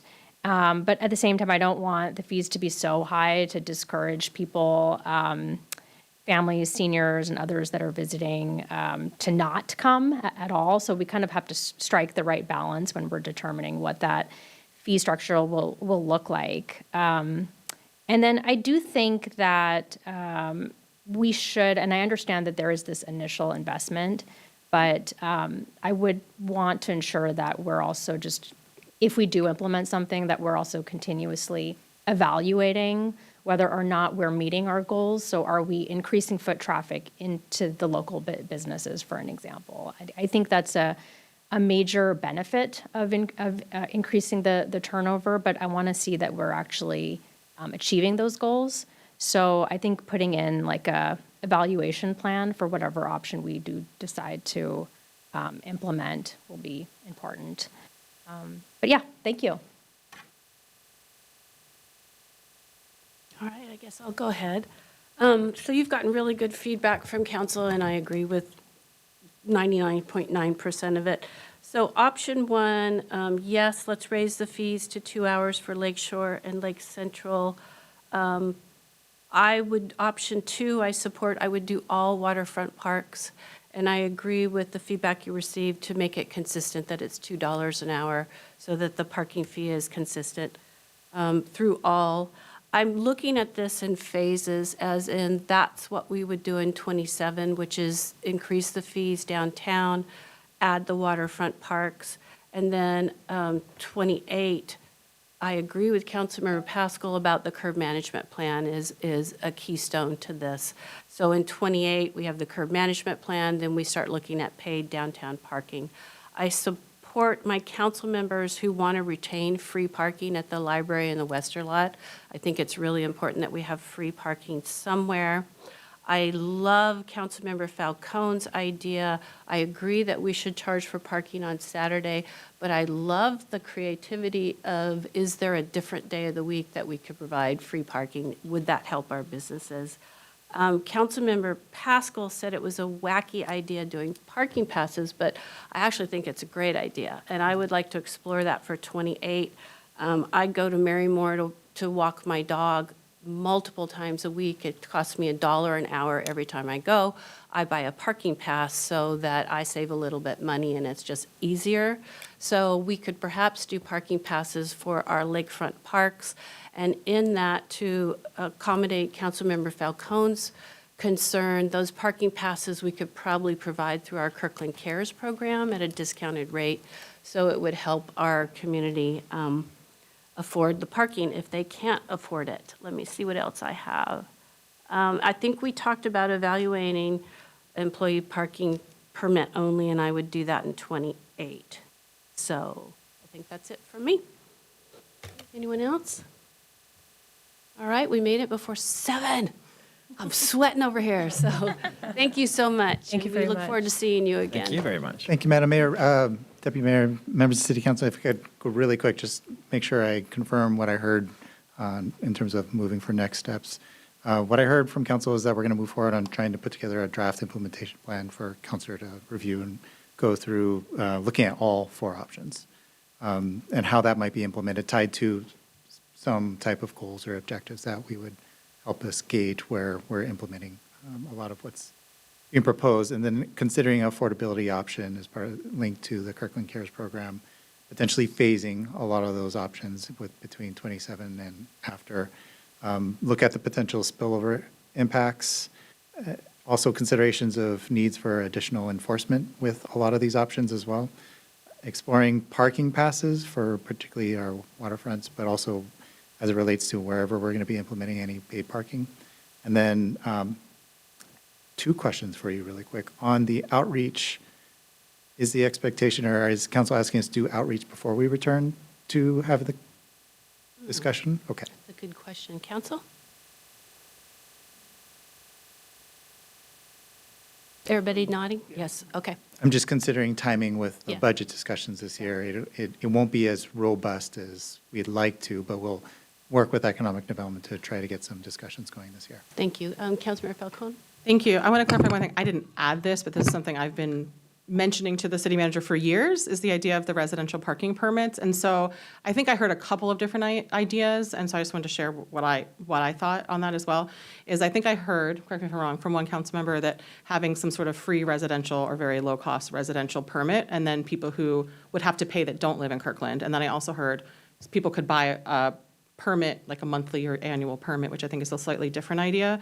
I mean, I know the idea that I've been sharing with the city manager is kind of like beach tag type of parking permit that a lot of places back east, I know, if you own a house in where the beach is, then you get free beach tags and you get to go to the park for free. And so there's a lot of precedent for that. In my experience during my lifetime, that residents get like free passes to the parks, but if you don't, then there's a process you have to go through, and anyway, and you have to pay if you don't. So I think there is a lot of precedent for it. And I'd be more in favor of that, of having it be free for residents on that's why I had the similar question about the PACER, I think it is, Jim, data and around who's using our parks, whether it's residents or not, because the assumption. However, there can also be the assumption that there may be I'd want to also look at the economic impact depending on the location of the beachfront park. Like, Denny, there aren't really walkable businesses around that people may go to. So we may want to consider that versus like Juanita Beach Park, where there may be an economic impact where we want people to come in and incentivize people to come in from out of town to spend money locally in our businesses. So I think it's a little bit more nuanced than just resident, non-resident. I want to look at economic development as a factor in that as well. Thank you. Yes, thank you. And then my last question for council is parking sensors. So one of the questions posed was, do we want to look at expansion of the parking sensors to a lot of these additional areas for paid parking? Seeing nods, include that in the implementation, okay? All right, I think Great. that covers everything unless I missed something. I don't think so. All right. All right, thank you both. Thank you, Steve. All right, that concludes our study session. We'll be back at 7:30 for our regular meeting.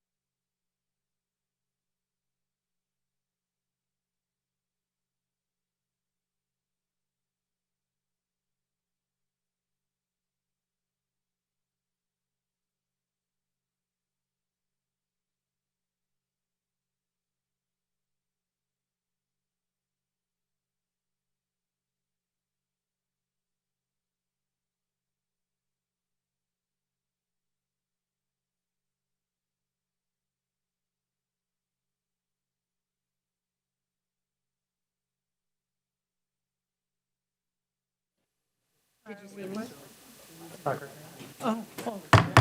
right, we are back in session following an overview of corrections and related programs in Kirkland and a parking study. Councilmember Tim Chisholm was excused earlier this evening. We will start tonight's meeting with honors and proclamations. Our first proclamation will be Disability Pride Month, and our second proclamation will be South Asian Heritage Month. City Manager. Okay, thank you, Madam Mayor, Deputy Mayor, members of the council, and our distinguished guests. So today, we're going to be proclaiming July as Disability Pride Month in Kirkland. For all the reasons that will be outlined in the proclamation, for those in the audience and watching at home, I want to note that there are some links to additional resources and information about Disability Pride Month as well. And then we are delighted tonight to have receiving our proclamation, Sarah Tompkins, who lives in the Bridle Trails area, and she is a board member and we're a patient advocate with Connective Strength, which is an organization supporting local patients with Ehlers-Danlos syndrome and connective tissue disorder. So I'd like to welcome her and her family. So please, Sarah, come on up.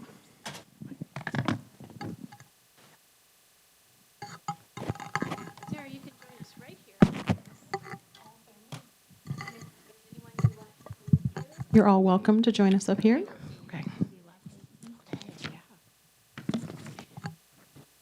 Sarah, there's a copy of the proclamation. All right, well, thank you for being here with us tonight. As the mayor said, I'm Councilmember Amy Falcone, and I'll be reading the Disability Pride Month proclamation. Whereas Disability Pride Month is celebrated every July, marking the anniversary of the Americans with Disabilities Act, which was landmark legislation signed into law in 1990 that broke down barriers of inclusion for people with disabilities and protects against discrimination. And whereas researching, learning, and talking with your community about disability is an important and ongoing conversation that will help foster inclusion for the next generation. And whereas, while society often thinks of people with disabilities as a single population, there are a diverse group of people with a wide range of both needs and accomplishments. Excuse me. And whereas Disability Pride Month is an opportunity to honor the history, struggles, achievements, and experiences of everyone in the disability community. And whereas Disability Pride Month also recognizes and honors the invaluable role of caregivers, family members, friends, professionals, and advocates, whose love, patience, and dedication provide essential support and empowerment to individuals with disabilities, enabling them to thrive and participate fully in their communities. And whereas the city is committed to making Kirkland a safe, inclusive, and welcoming place where people of all abilities truly belong. Now, therefore, Mayor Kelly Curtis, on behalf of the City Council, proclaims July 2026 as Disability Pride Month in Kirkland and encourages all community members to promote acceptance and appreciation of people with disabilities as our family members, friends, classmates, coworkers, and neighbors making valuable contributions to our community.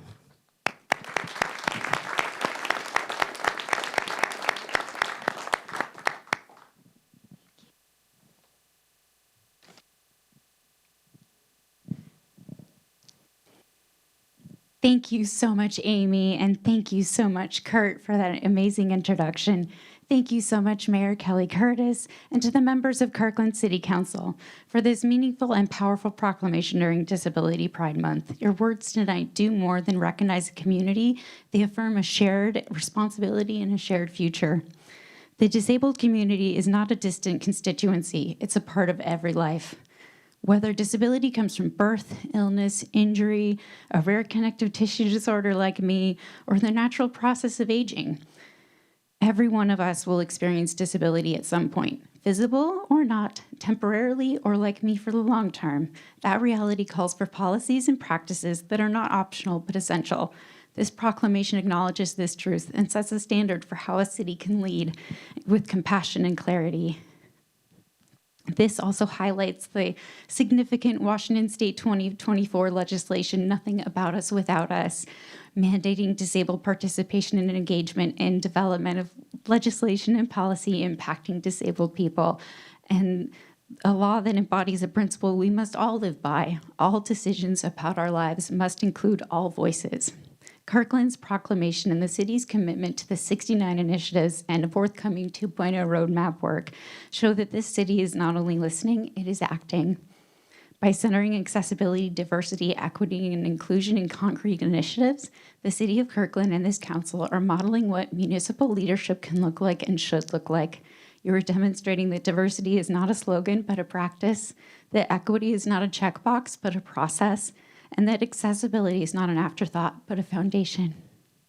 The commitment matters to residents with disabilities, to families, neighbors, friends, and to every person who wants to live in a city where everyone can participate fully. Thank you so much to Erica Marscono, the Kirkland City Manager, Mayor, and for this council, because this proclamation and the work that you do and have already begun and continue to do and dedicate towards, and your continued leadership gives hope and sets a path forward. Let's keep moving forward together, listening, learning, and ensuring that Kirkland remains a place where everybody of every ability belongs. Thank you so much.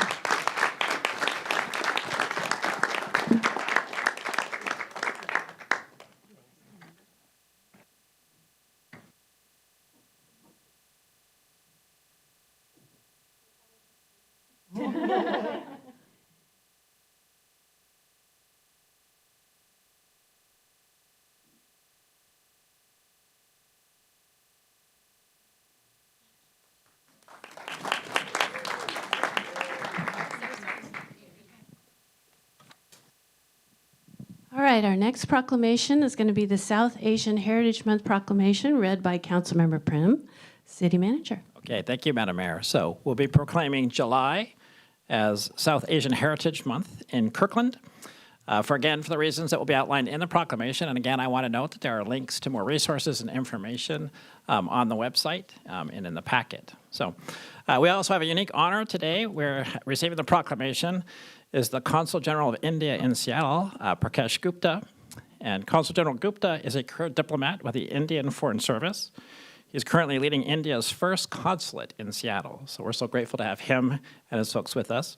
He has served in key diplomatic roles in Beijing, Shanghai, Jakarta, the United Nations in New York, and the Ministry of External Affairs in New Delhi. He played a central role in India's tenure at the UN Security Council and helped pilot the International Day of Yoga resolution at the United Nations. He contributed to the planning and coordination of India's G20 presidency and summit in 2023. And Consul General Gupta is fluent in Mandarin, English, Hindi, and he brings deep experience in diplomacy, multilateral engagement, and community outreach to the Pacific Northwest. Joining Consul General Gupta is many distinguished guests and his advisor, Debaduta Dash, who worked with us in making this happen. So welcome.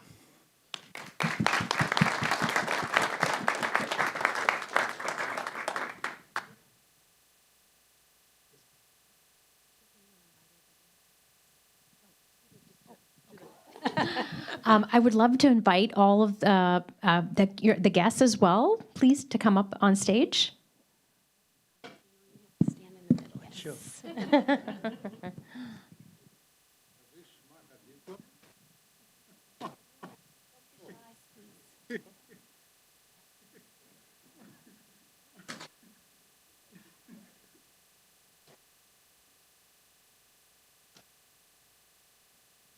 All right. I am Shilpa Prem, council member, and I'm extremely thrilled to announce the South Asian Heritage Month proclamation. Whereas South Asian Heritage Month celebrates the vibrant cultures, history, languages, and traditions of the South Asian region, which includes India, Pakistan, Bangladesh, Nepal, Sri Lanka, Bhutan, and the Maldives. And whereas South Asian Americans have significantly contributed to the social, economic, educational, artistic, and civic life of the United States, and more locally of the city of Kirkland. And whereas many in our community celebrate cultural practices and festivals such as Diwali, Eid, Vaisakhi, Holi, Navratri, and more, thereby enriching Kirkland's cultural landscape. And whereas the city of Kirkland recognizes the importance of celebrating immigrant histories and honoring the lived experiences of South Asian residents, while addressing ongoing issues relating to representation, identity, and inclusion. And whereas celebrating South Asian Heritage Month aligns with Kirkland's values of diversity, equity, inclusion, and belonging, and it reflects the city's commitment to being a safe, inclusive, and welcoming place for people of all backgrounds. And whereas local organizations such as the Indian American Community Services, the Sphere, API Chaya, and South Asian American Digital Archive host events, film festivals, and educational programming to spotlight opportunities to experience South Asian art, storytelling, and support services that address the needs and amplify the voices of the South Asian community, and the city encourages community members to engage with these organizations. And whereas the Consulate General of India in Seattle, established in 2023, has played a vital role in the region by bringing the Indian diaspora together and fostering people-to-people ties between India and the United States, engaging with the city of Kirkland, advancing partnerships in trade, technology, higher education, and cultural exchange that contribute to shared prosperity and understanding, and strengthening cultural bonds through celebrations and traditions that highlight the richness of South Asian heritage.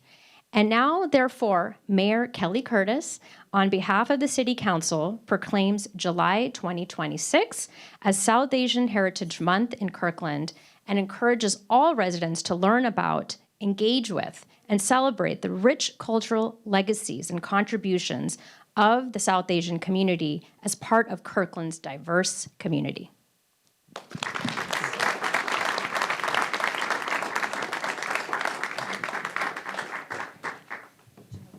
Would you like to say a few words?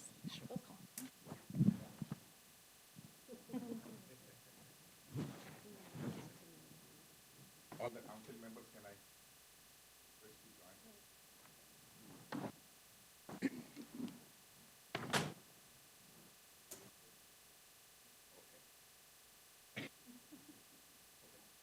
Please look into this camera. This is council.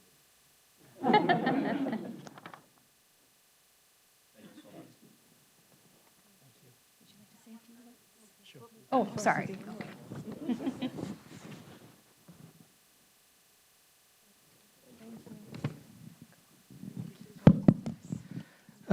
Good evening, namaste and Jai Hind. On behalf of the Consulate, I first want to convey my sincerest appreciation and thanks to Honorable Mayor Kelly Curtis for inviting me today to be able to join this special proceeding. I also feel very happy and delighted and honored that I am receiving this from Shilpa Premji today, and that you have read this out. It is, again, very befitting that a member of the South Asian community is representing the community in the City Council in Kirkland. And perhaps as the first such individual from India, of an Indian origin, I compliment you and for representing our community so ably at this high office. Thank you so much for all that you do. I also want to thank all the other City Council members. I think by recognizing the entire South Asian community for this month, you are, in a sense, acknowledging the great work that they have done in the city of Kirkland. And I do hope that we continue to build on this relationship and the overarching message of what this country represents, that they have been here as their second home, welcome, and contributing to the economic prosperity of the city. So thank you so much. It means a lot to us. I also want to thank each and every member of the Indian American community for taking the time out and being here. To me, this recognition that has been given to the Consulate has only been possible because of the great work that each and every one of you have done in contributing to the richness, cultural diversity, and economic prosperity of the greater Seattle area, particularly in Kirkland. So thank you for your work that has made this possible. And on a lighter note, wherever I went, I was told that July is the FIFA month. To see this now as also the South Asian Heritage Month is really, really welcome in Kirkland. And a lot of South Asian teams have also made it to the FIFA final roundabout. So looking forward to it. Thank you once again. And I also hope that with this very positive step, very soon we will have a delegation from the city of Kirkland visit India. And we would like Mayor Kelly Curtis to lead that delegation at the soonest. Thank you so much for having me.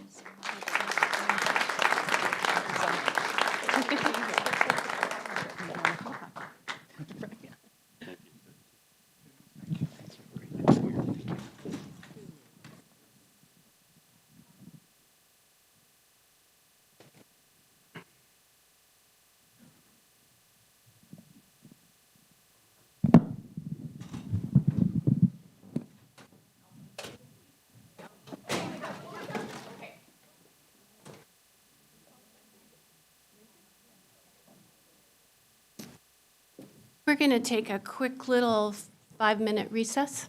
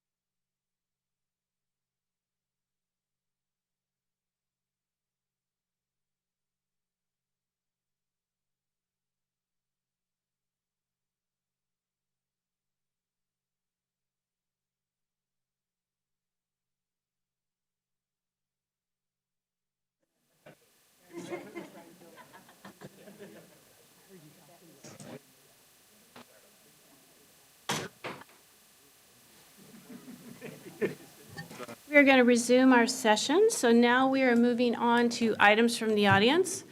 This is a time in our meeting when we normally hear from the public. Please limit your remarks to 3 minutes.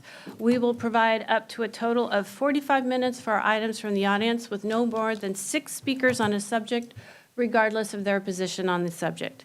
To address council during items for the audience period, please sign up using our online public comment instruction link or the posted QR code in chambers. For those participating by phone, please dial *9 to be recognized to speak. Items from the audience is an important part of our business meeting, and we ask that everyone be treated with kindness and respect. Please do not clap or applaud or otherwise openly express your agreement or disagreement with the speaker. Excuse me. When that happens, even when supporting a speaker, it can be disruptive of the meeting and discourage others from sharing a different point of view. We discourage people from using obscenities or personal attacks against others, and we ask that you direct your comments to council, not to staff or audience members. In addition, because they can be disruptive, signs and placards are not allowed in council chambers during our meetings, regardless of their content. As a reminder, state law does not allow items from the audience to be used for promoting, opposing, or discussing a candidate's campaign or ballot proposition. Kirkland prides itself on being a respectful, welcoming community. We want everyone to feel like they belong in council's chambers, expressing their viewpoints. City Clerk, who do we have signed up? Our first 3 speakers are all on site. Our first speaker is Jennifer Kukumaitis, David Malcolm, and Rick Long. Jennifer, come on up. Yes. Hi, I'm here because I unfortunately live next to the Pursuit Church, and I have had a lot of issues with them. My main 2 issues are twofold. One is what we call the operational noise. So it started off on Tuesday nights as their youth services, but it has expanded to Wednesday nights, Friday night, Saturday night. All day Sunday, I'd hear their bass, their drums, and it is very disruptive. It is within the decibel limit, but it is disruptive, and you can hear it in my house, you can hear it in my yard, and it's a really big problem. The only thing that drowns out the sound of their bass is the helicopter they have landing right next to my son jumping on the trampoline every Sunday. I have asked them to stop. I have been very, very polite, and they will not. And that's my main problems. Thank you, Jennifer, and I know that you've been working with our Director of Planning and Building. I have, and unfortunately, they are continuing on with their noise. Thank you. All right, next we have David.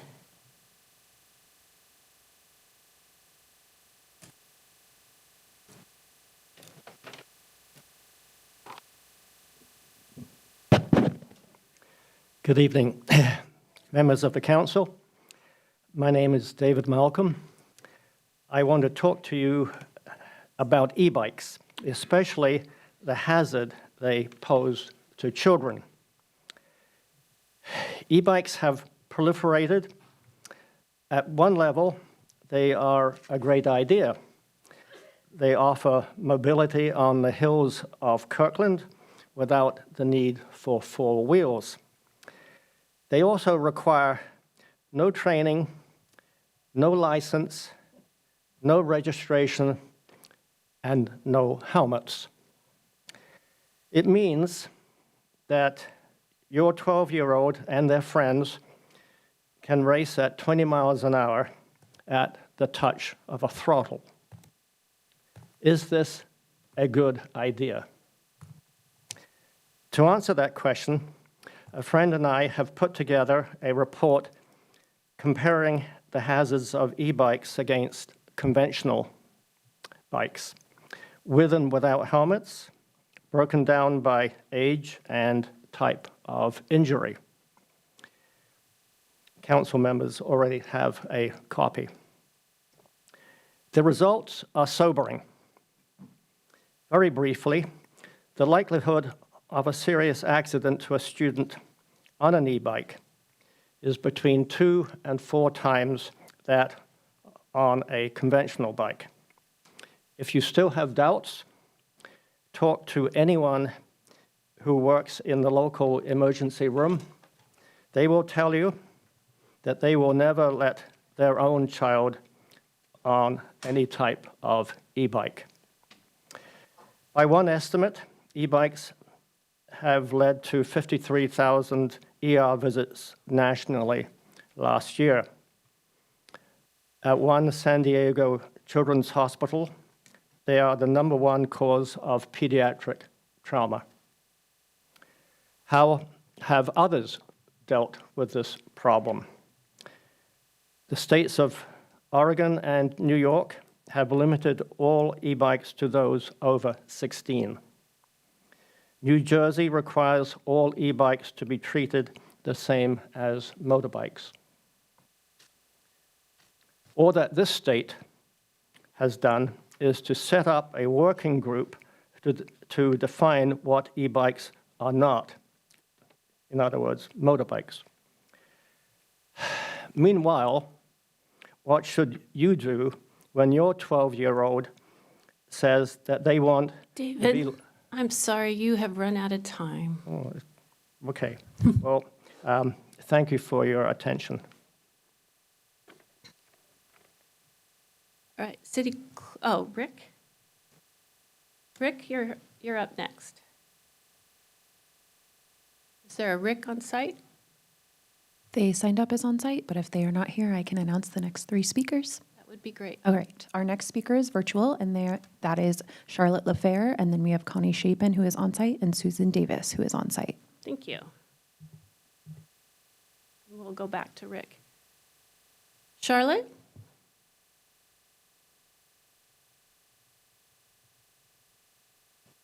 Charlotte, are you there? Charlotte, I can't hear you. Can you hear me now? We can. Go ahead. Hi, thank you. Thank you. My name is Charlotte Lefevre.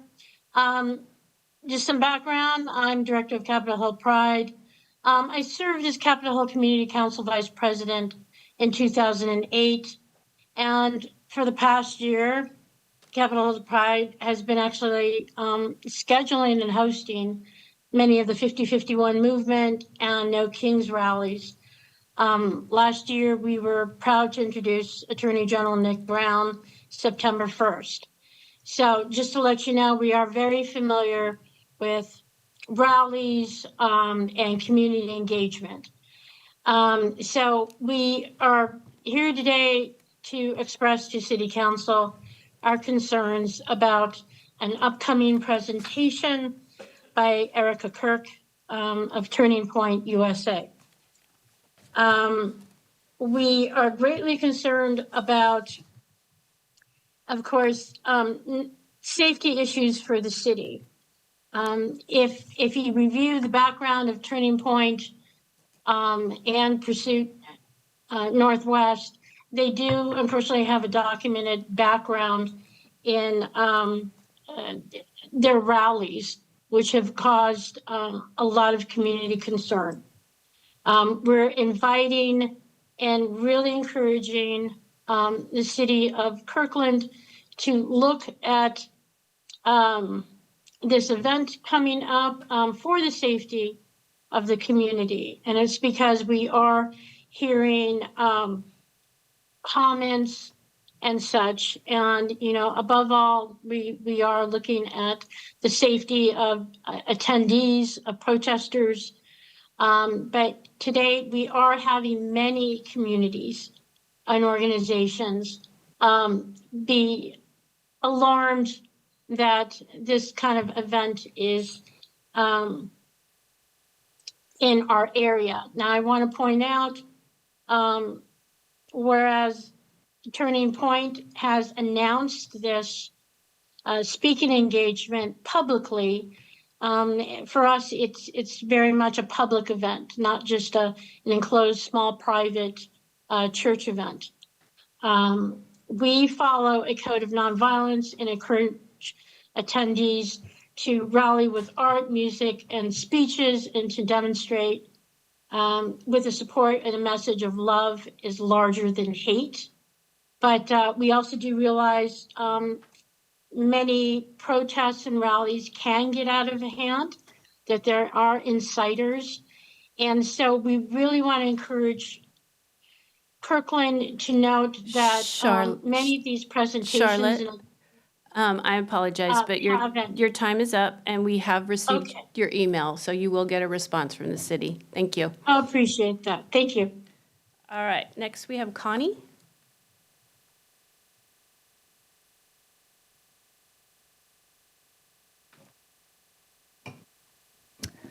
Good evening, Mayor, council members, city manager, and city staff.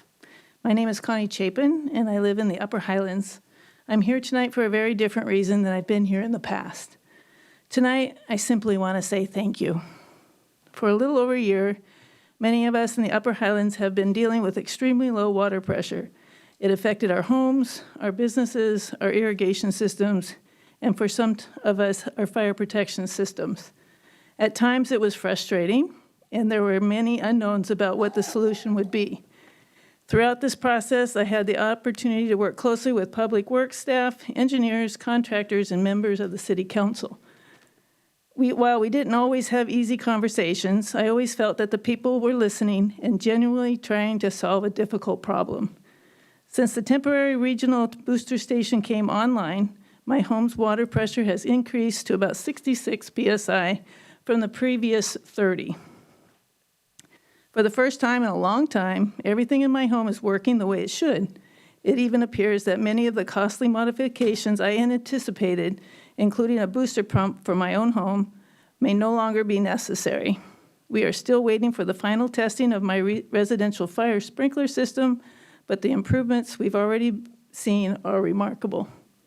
Projects like this don't happen without tremendous amount of work behind the scenes. I'd especially like to thank Maria Mikulak, Senior Project Engineer, who was always willing to answer questions and work with residents throughout the process.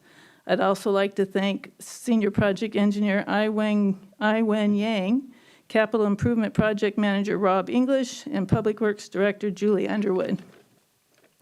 And everyone in the Public Works team whose hard work made this project a success. Their professionalism and patience were greatly appreciated.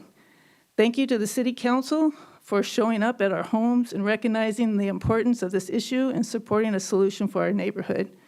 Reliable water pressure isn't just about convenience. It affects public safety, fire protection, and quality of life. On behalf of my family, my business, and I know many of the neighbors, thank you for your commitment to finding a solution.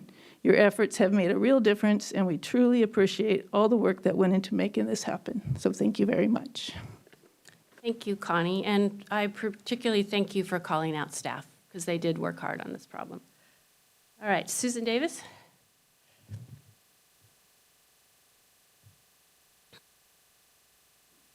Good evening, Mayor and members of the council. My name is Susan Davis. I'm from the North Rose Hill neighborhood, and I'm here before you tonight because I want to make sure you know that we are in need of assistance and to have the city planning and also the Kirkland Police be proactive regarding the Pursuit Church. So I didn't know the person 2 times ago, whatever, Charlotte, who spoke, but I also have concerns. I've had neighbors contact me. I'm the neighborhood lead. And basically, first of all, we have an issue with, and it's been this relentless noise. As Jennifer has mentioned, we have a helicopter that's landing on Sundays. We have 4 or 5 nights a week of major noise, and they really need to do something to solve this. Another thing that's not the Pursuit Church, it's just the city church who owns it, is the park and ride. And again, we have mentioned this for 2 years. We need some kind of resolution or some kind of agreement with them because they're cutting through our neighborhood on our greenway, and we really need something. The bigger issue that I feel like is the Erica Kurt coming. I don't know if you guys have seen it. Charlotte mentioned it. If you go on social media right now, different sites, they have all of these counter protesters that are planning to show up at at the Pursuit Church on July 24th from 3 to like 8 p.m. or probably even later. We need to get the police to get a plan together with the Pursuit Church. This is the church that is highly, highly volatile. They have, unfortunately, they have a deep track record of controversy. They have, they like filing hostile lawsuits with cities that try to challenge them and say that it's their First Amendment or whatever. But also a main thing was if Cal Anderson Park in Seattle last summer, they had a big event. There was a huge counter protest. People were injured. There was a lot of things. This Turning Point, Erica Kurt, is like a bigger, I think, issue than what happened last year, especially with all these social media organizations, these other people that are, wanting to make sure that they know how unhappy they are with Turning Point, which is totally fine. But our neighborhood is important to get protected. I understand the city, as Charlotte said, but I'm coming here as our neighborhood. We need a plan in place. I want to be able to get an email from you guys that you would send to our listserv that we would put on our Facebook page, what you guys are going to do for the July 24th Erica Kurt thing, because it is going to be big with protesters. And we need help, and please do something. Thank you. Thank you.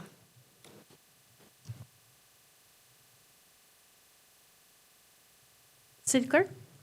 Our next three speakers are all on site. They are Alex Zimmerman, Aaron Belmore, and Chris Fox. Alex?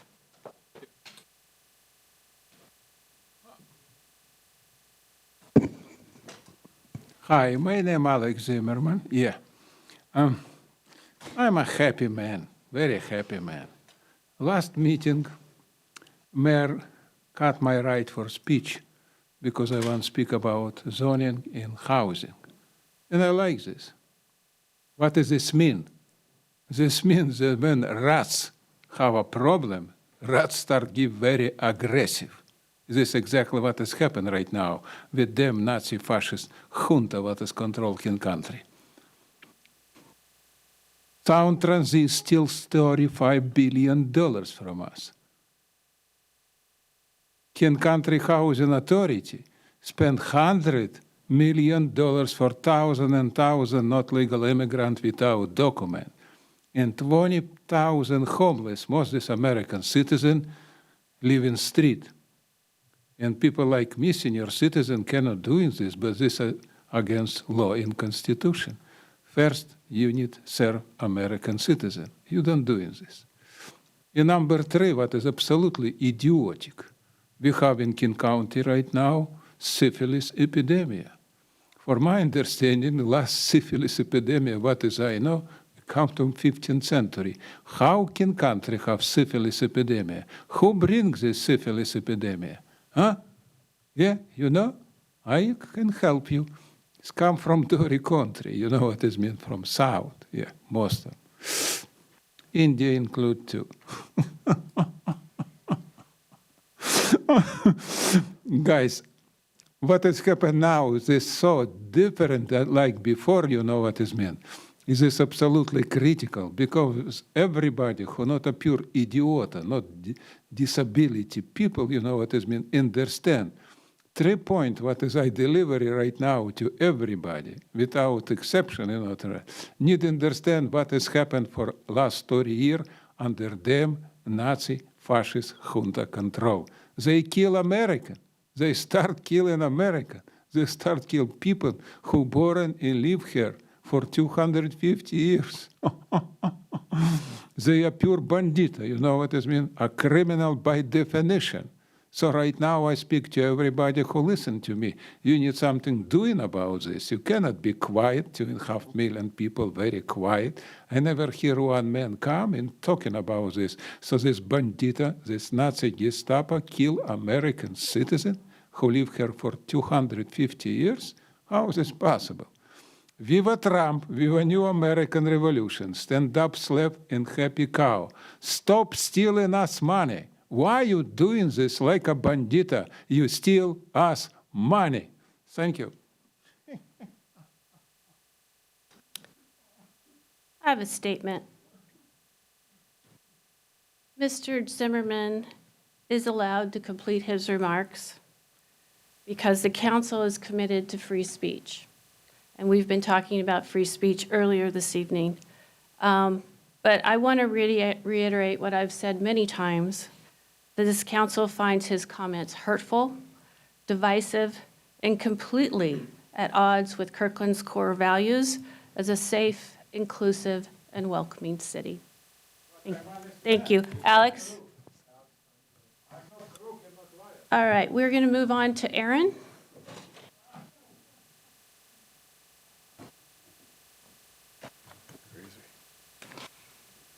Hi, sorry to be here. Not my doing, but here we are. I'm going to cover kind of bullet points, get through it quick because I only have 3 minutes.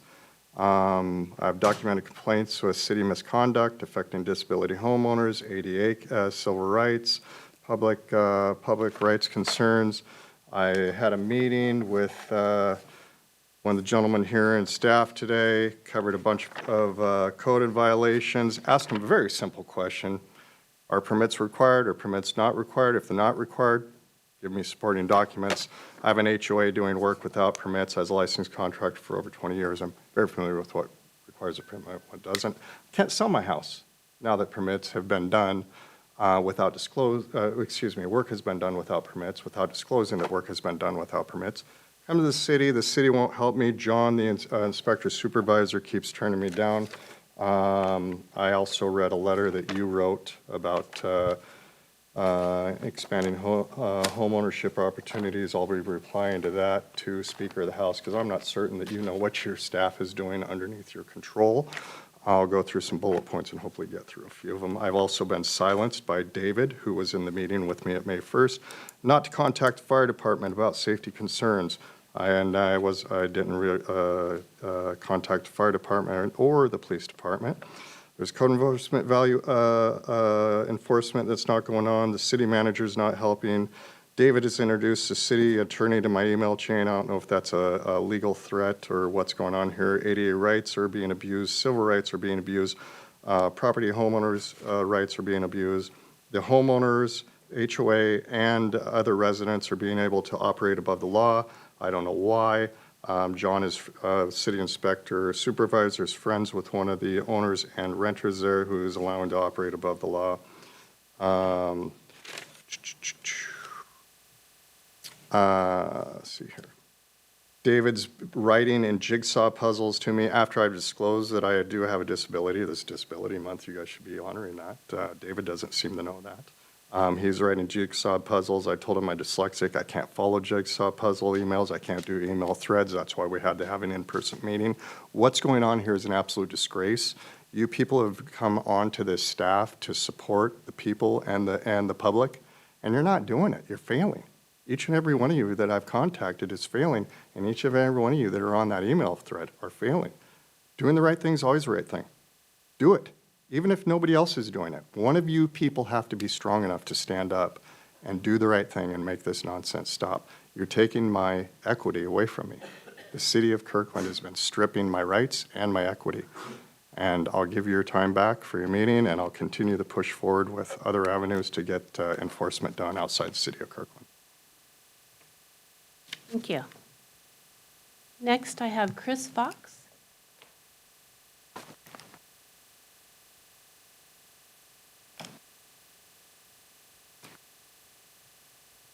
Good evening. My name is Chris Fox. I'm a longtime Kirkland resident, attorney, and parent who, with my wife Nancy, raised our family here. I want to speak briefly in support of David Malcolm's comments and to add a perspective that is personal and deeply relevant to the decisions before you. David laid out the data. I want to speak about the human reality behind those numbers. When I was 11, I was struck by a car while riding my bicycle. My first memory upon regaining consciousness was waking up in a hospital on an exam table crying out for a pillow because my head hurt so badly. The doctors wouldn't give me one. They couldn't. My skull was fractured. A spoke went through my lower leg. The wound later turned septic. I nearly lost my calf. I spent a week in the hospital and months with bandages around my head and my leg. My parents were terrified. I recovered and ironically became an avid cyclist. The memories and the scar on my leg remain vivid to this day. That early trauma permanently heightened my awareness of the risks that come with speed, traffic, and vulnerability on two wheels. And that accident, that collision, involved a conventional bike, no throttle, no 20 per hour acceleration, no ability to carry 2 or even 3 kids at once, no silent instant speed. When I see children in Kirkland riding e-bikes at high speeds, performing wheelies through intersections, often without helmets, often in traffic, and often with multiple riders piled onto a single bike, I don't need a spreadsheet to understand the stakes. I have lived the consequences, and I have seen them again as a parent when my own son fell from his bicycle and broke his wrist simply riding on a sidewalk. The injuries David described, head trauma, internal injuries, broken bones, are not abstractions. They are what happens when a body meets a vehicle or a curb or a tree at speed. And e-bikes multiply that speed. They multiply the risk. They multiply the force of the impact. This council has been given the data. You have shown you have been shown the trend lines. You have heard what other states have already done. And what I want to impress upon you is that behind every statistic is a family, a child, devastated parents. Kirkland has always prided itself on being proactive. That's why I liked living here, on protecting its residents, especially its youngest. I'll close by urging you to take the steps David outlined. Put e-bike safety on your legislative agenda. Keep it there. Advocate for it. Support education in our schools. Set clear rules for e-bike use in parks and on trails, and empower enforcement that prevents dangerous riding before a tragedy occurs. These are not burdens. These are safeguards, and they're urgently needed. Thank you. Thank you, Chris. I'm going to go back. Is Rick Long in the room? Okay. City Clerk? The next 3 speakers are Murray McKinney, Meredith Dodd, and Christopher Wade. Murray.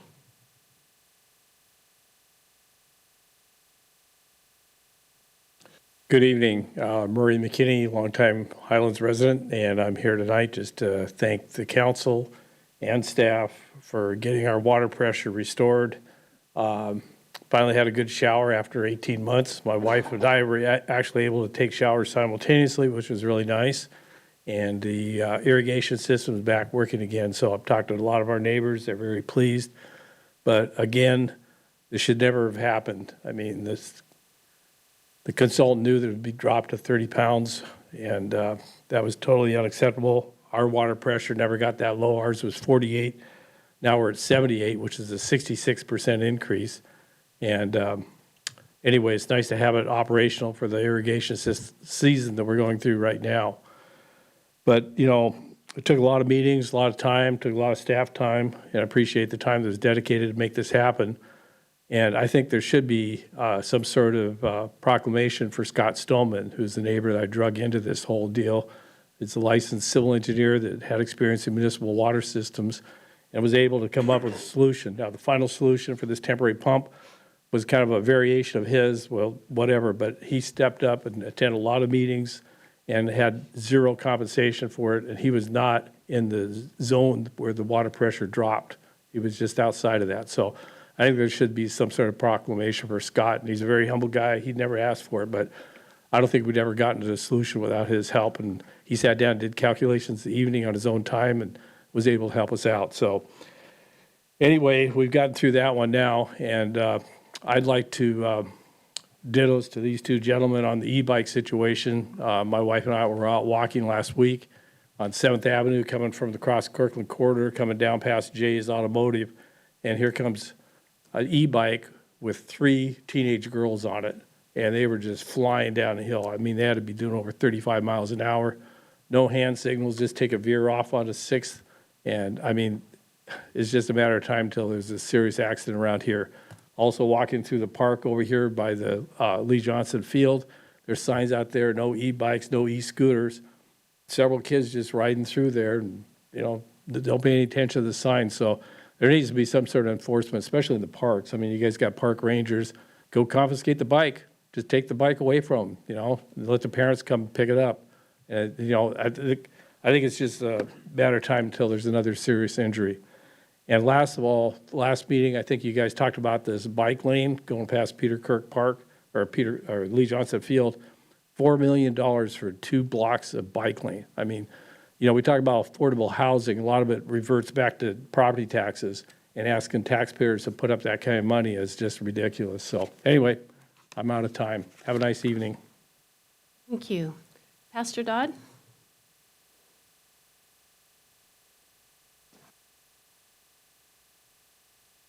Council members, staff, and guests, good evening. My name is Reverend Meredith Dodd, and I serve as lead pastor at Lake Washington United Methodist Church on Rose Hill. For 15 years in our church parking lot, we have hosted a safe parking program for women, trans people, and families with children who live in their cars.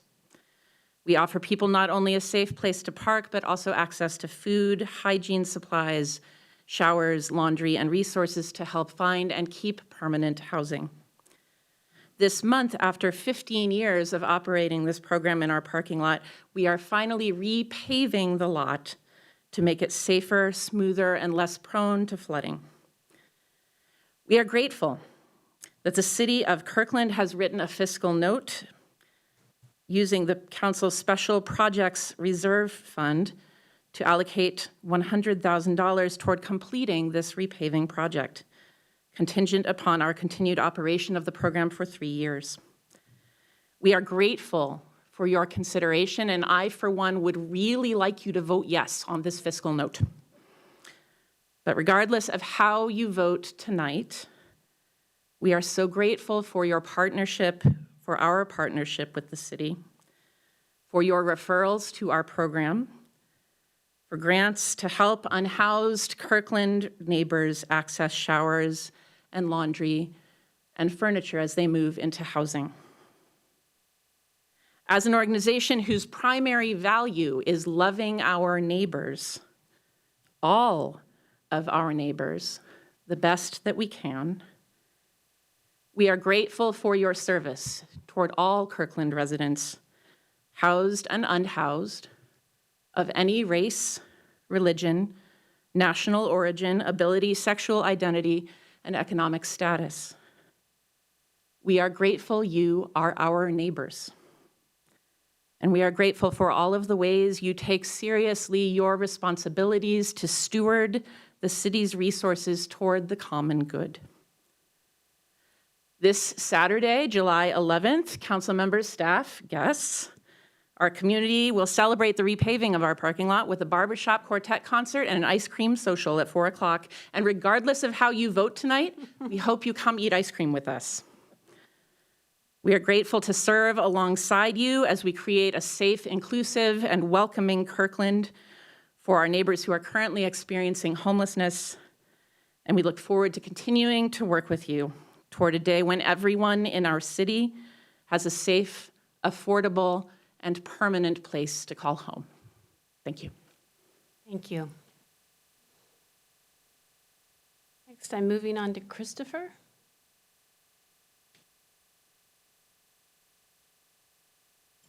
Hi, Mayor. Hi, City Council. My name is Christopher Wade. I am a special needs father of 3, a United States Army veteran, and a 14-year resident of Kirkland, Washington.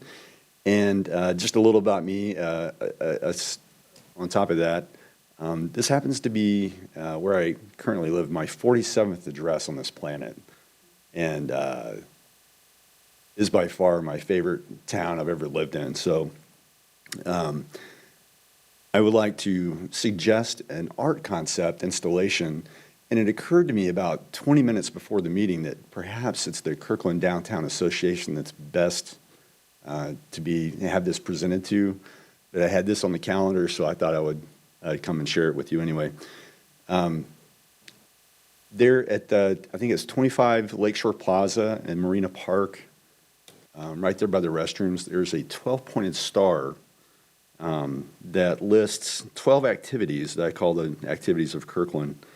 And I want to back up for a second, and I also want to say I'm a student of Kirkland. I understand that a gentleman by the name of Eric Shields was a planning director here for a number of decades, and I believe that we all benefit from his genius, and so I just want to mention him real quick. That 12-pointed star that I think was installed, or the Downtown Association was instrumental in getting that done. Those activities are sunning, wading. My last name is Wade, so. Sitting, listening, picnicking, boating, fishing, living, shopping, strutting, dining and eating. I thought they were the same, but, and I don't know how my brain works, but I'm walking around on Lake Street South, and I was on the west side of the street, lost in thought. And I looked over to the east side, and if you're familiar with the 200 block of Lake Street South, on 2nd, as you climb the hill there and make a right, you have an elevated parking area that's above Lake Street South. Well, on the eastern side of Lake Street South, you have a retaining wall, and that retaining wall happens to be divided into 12 panels. And so the idea is simply this: to have murals mirroring the 12 activities that you see on the stars. And Gemini, Google AI is amazing, because I uploaded a photo of that retaining wall and asked it to do murals, and blah, blah, bing, like 5 seconds later, you get a depiction of exactly that.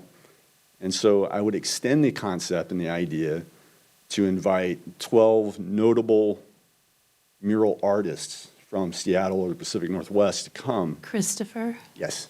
the red light is flashing. Oh, thank you so much. That's all I have. Why don't you send us an email and we'll put you in touch with the right person? All right, thank you so much. Thank you. I'm going to do I haven't seen anybody come in, but I'm a last call on Rick Long. All right, city manager, or city clerk. Just Not maybe quite. We have one more guest signed up to speak. That is Joe Kunzler, and they are virtual. All righty. Thank you for having me. Joe Kunzler here. My headset for you. I can't see the clock, so I'm going to track it on my own time, and hopefully I get it right. I heard the statement that the mayor gave Mr. Zimmerman. I appreciate it. I think it's a step in the right direction that it appears Mr. Zimmerman heard that statement. However, this isn't the first, second, or third time that we've heard Mr. Zimmerman, and that's a stretch, Alex Zimmerman, come to you and demean you using Nazi rhetoric. And I have had my feelings about how this council's dealt with Mr. Zimmerman, but I just don't think you're evil. I think you're just approaching it wrong. And I think there's a difference, and I think there's a dramatic difference between the two. And I think it's time that someone stood up and said, you need to stand up for yourselves and each other. And I think it's time for individual council members to start calling out Zimmerman and making points of order. I think it's also time for council members to start, thinking about looking at Redmond. I know this is old news for most Kirkland TV viewers around the world, but there is a community. It's called Redmond. They figured out how to keep the pressure on Zimmerman and get him out. He's right now finishing up a second 6-month exclusion. And then there's also Mercer Island that's handed Zimmerman 2 one-year exclusions, and he hasn't come back. I really think that this kind of rhetoric is normal for Zimmerman. And you know how I know it's normal? Because he does it all the time at King County Council. And he used to do it at Sound Transit and Puget Sound Regional Council until yours truly came down like a Super Hornet and afterburner in the sunset to force the issue.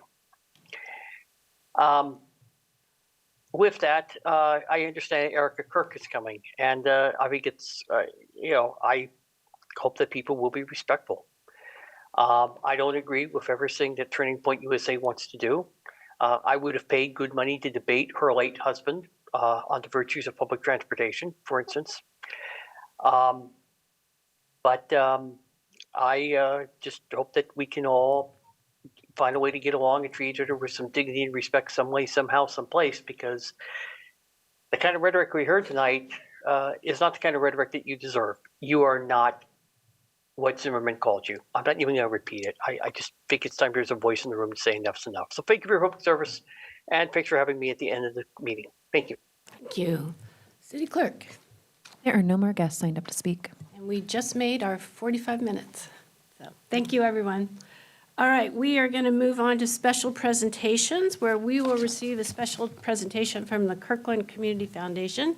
City Manager. Okay, thank you, Madam Mayor. So we have our special guest today, Carmen Dalziel, the Executive Director of the Kirkland Community Foundation, is going to provide an overview of their past year and their achievements. So welcome, Carmen. Thank you. What if I have annual reports?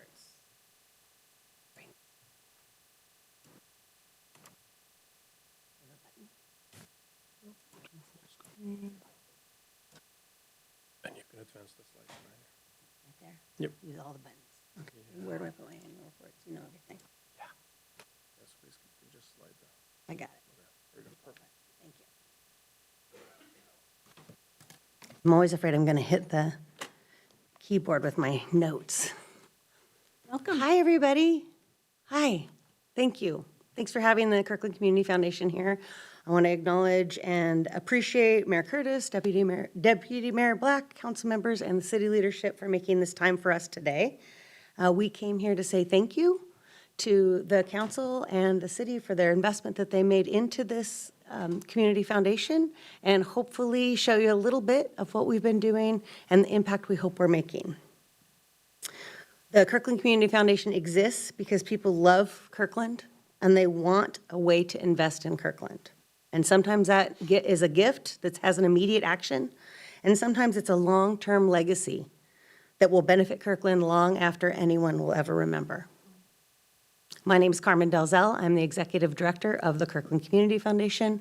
I have been in service for nearly 2 years. I am also a resident. So as I said, it's hard, there's a lot to share. We're going to take a little look at it. At the foundation, we have a simple belief that people who love Kirkland invest in Kirkland, and that that investment should have a meaningful impact moving forward. That the work that's done today and the time that people put in should be continued to be recognized and to evolve and to continue to make our city great.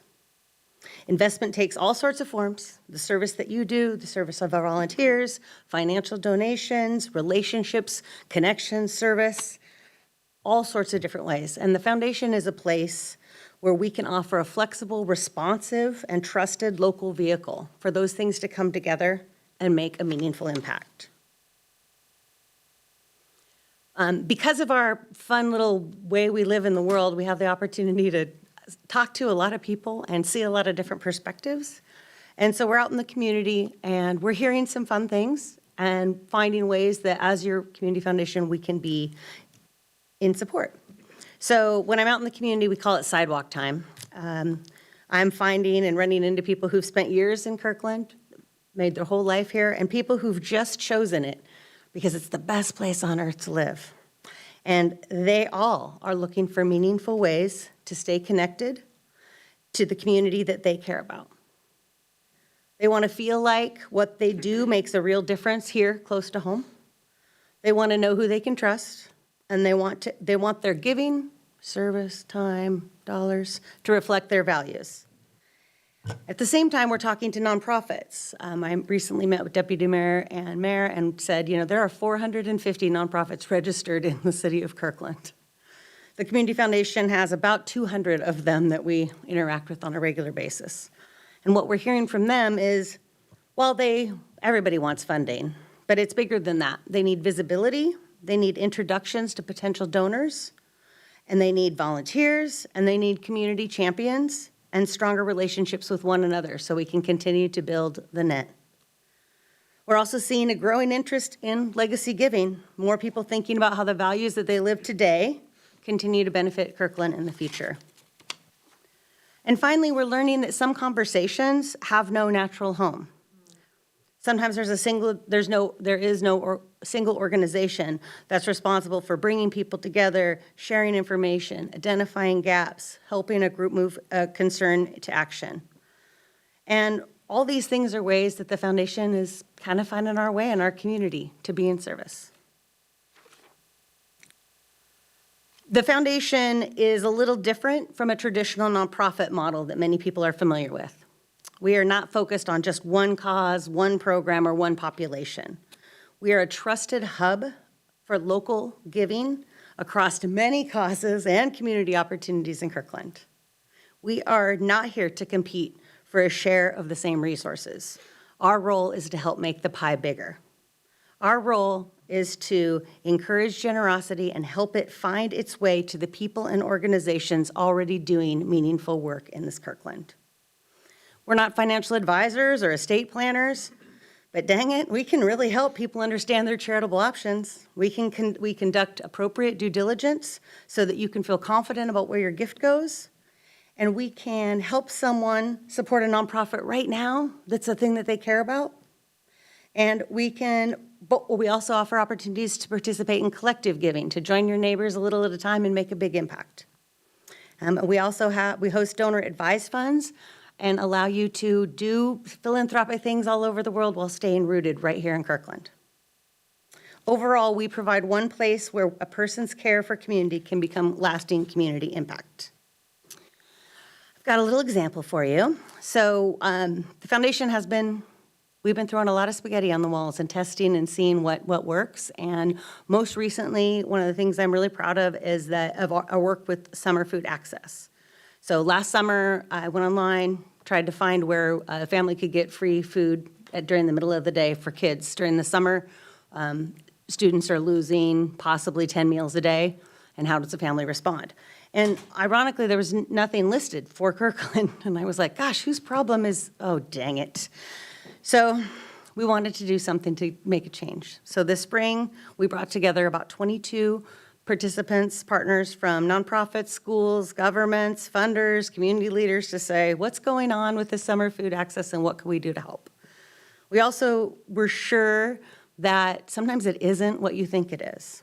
And what we found was that it wasn't actually an issue of a lack of caring people. It wasn't that there were no willing partners, and it wasn't even that there wasn't enough food, although there's always a need for more food. But the barriers that really made their way to the top were organizational capacity, people's awareness of what was available, and access. How do you get it? All those things have been a challenge. So it's great. So we had this great meeting, learned all those things, and then went to work. And the foundation responded by bringing in a new philanthropic partner with Nourishing Neighbors through the Albertsons Foundation, and are putting some dollars to work through smaller organizations. Those are resources that they wouldn't have been able to access by themselves. So today, grocery cards are being distributed through Africans on the East Side, MAPS, and Essentials First, all small organizations, and helping those organizations support families when they are out of their regular resources. So it's meant as a capacity building backup for those nonprofits so that they can continue to serve and they don't have to turn someone away. Over the 4th of July weekend alone, Africans on the East Side helped 58 people who couldn't find resources anywhere else. And the gift cards that we had made a difference. We also partnered with Noticias en Español, which is a Spanish language nonprofit that we met actually through Ignite Kirkland, little preview there. That organization helped put together a Spanish language video about resources, summer food resources, that is visible and watchable and translatable on YouTube. I've been in nonprofit and human services a long time, and this made me cry. It's really cool. It's really cool that there is a video message that says, here's how you can get some help. And we're also working with Safeway right now to fund a pilot transportation program to make transportation, food delivery free for the families that just can't get food at the resources that are available. Maybe the hours aren't right. Maybe they don't want to leave their home. Maybe they can't leave their home. So what can we do? Let's try by making food delivery available with them. So we're part of a pilot, still details unfolding. But what stood out most, again, wasn't really the need. It was that no one organization had the capacity to hold the whole conversation. They're out doing the work. Go get the work done, right? But who can stop and say, what's going on? So sometimes the biggest gap is coordination, and that's where philanthropy, partnership, and community can really make a big difference. And that is your community foundation in action. Hopefully, you are familiar with Ignite Kirkland. It's another example of what happens when a community foundation makes local philanthropy more visible and accessible. I know many of you are supporters of that project and many of the projects there. Thank you. And I have been thrilled to see many of the projects and nonprofits that we serve in the room today. So it's just really fun, and that's very rewarding. So the numbers only tell you part of the story. What stands out to me each year is that someone will go online to support a cause that they know about. They'll get an email and it says, I know that you care about youth. Please donate to this campaign. But when they're there, they find the other things. They find other projects, and they leave with a bigger picture of the people and the organizations that are working every day to strengthen this community. Ignite makes local needs easier to see and helps make it simple for people to choose where they want to help. The foundation is working to be a strong, important community asset here in Kirkland. To date, the foundation has helped raise $1.7 million for community impact. We have funded more than 206 projects and supported 60 East Side-based nonprofits. If you include the nonprofits that our donor advised funds also support, that brings that number to 82 nonprofits supported. Much of this work would not happen as easily, visibly, or collaboratively if there wasn't a foundation to help. And as more people learn that the foundation is here to help them and turn their generosity into local impact, our ability to strengthen this community will continue to grow. Looking ahead, we're working on a 2031 strategic plan where we envision a Kirkland where shared giving strengthens the community. On Monday, we're launching our Arts and Culture Community Impact Fund, which is created to collect resources for people who care about culture and art, and then provide a local resource that our nonprofits can pull from to provide public art, placemaking, heritage, cultural opportunities that continue to help strengthen the values of Kirkland and our identity and sense of place. You've also, many of you were present at the dedication of the Windward Founders Sculpture, which now lives at David Brink Park, and that is another example where community philanthropy can make a big impact and bring bright joy with collective giving. I also want to recognize the people who make the possible. In the room today, I am joined by two of my beautiful, amazing board members, Chairperson Jonathan Hewer and Board Member Nancy Godey. It's wonderful to have them there. Oop, I lost it. Hold on. Okay. We have three new board members, Sherry Skagger, Jen Dean, and Gary Sawyer, who are joining us. And we continue to do the work that the people who started us, our founders, and want to acknowledge all them and the people who made the initial investment into the foundation to make it possible. I also want to thank our sponsors, which include Amazon, PSE, and Columbia Bank, who are also supporting our general work.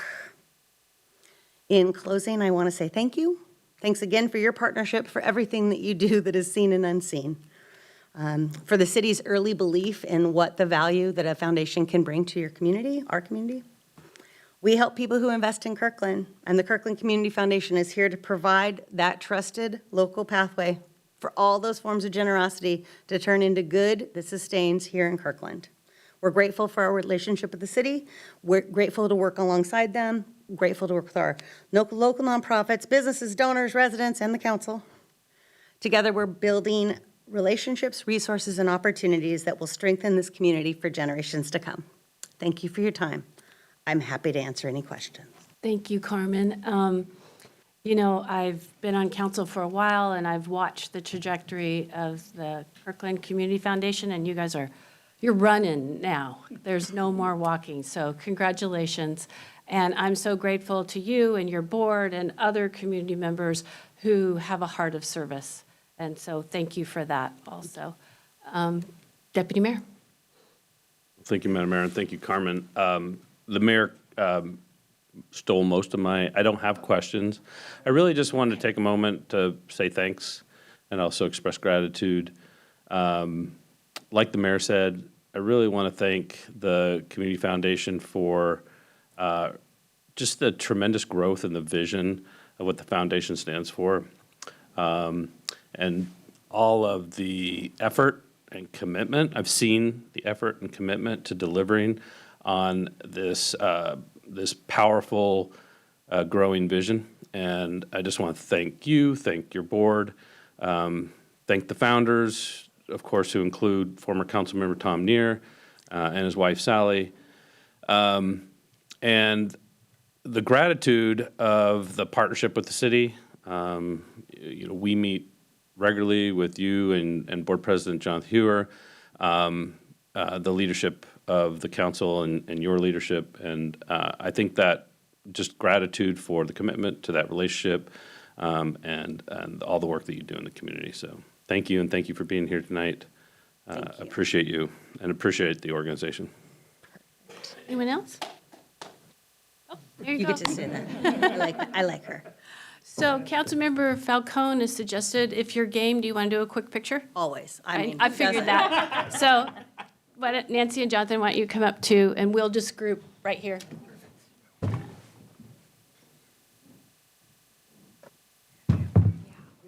You guys, you're down there. Sorry. I didn't even bring you a check this time. That's why you're up there.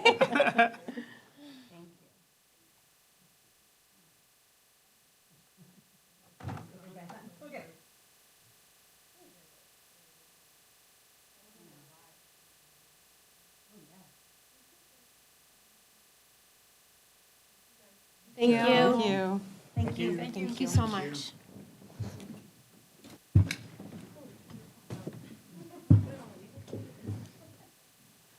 All right, we are moving on to our consent calendar. Before we have a motion, I would like to ask Deputy Mayor Black to present the audit of accounts and to highlight the proclamation we have on consent this evening.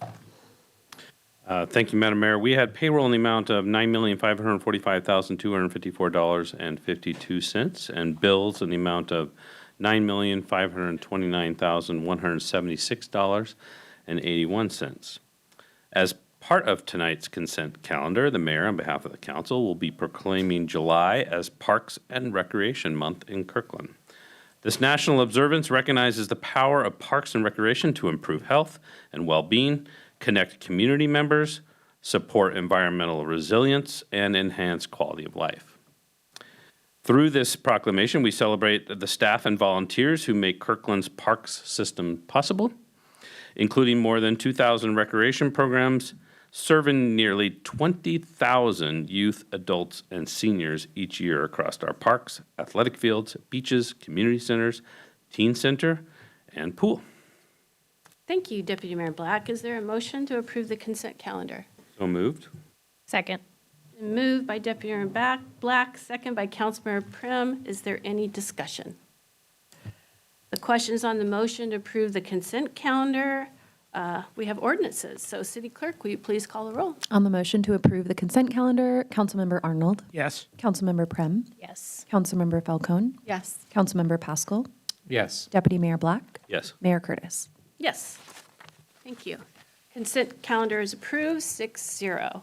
We are going to move on to our first business item. The Kirkland Youth Council has asked that we postpone their presentation this evening until July 21st. One of the presenters can't be with us this evening. May I have a motion to do so? Second. It's been moved by Councilmember Falcone, second by Deputy Mayor to postpone the Kirkland Youth Bill of Rights until July 21st. Any discussion? All those in favor, please say aye. Aye. Motion carries 6-0. Oh, any opposed? Motion carries 6-0. All right, we, in recognition of our audience members, before we take a break, we are going to move on to safe parking, our first business item, the safe parking program fiscal note. City Manager. Okay, thank you, Madam Mayor. So at the June 16th council meeting, the council approved a motion to bring back a fiscal note for council deliberation.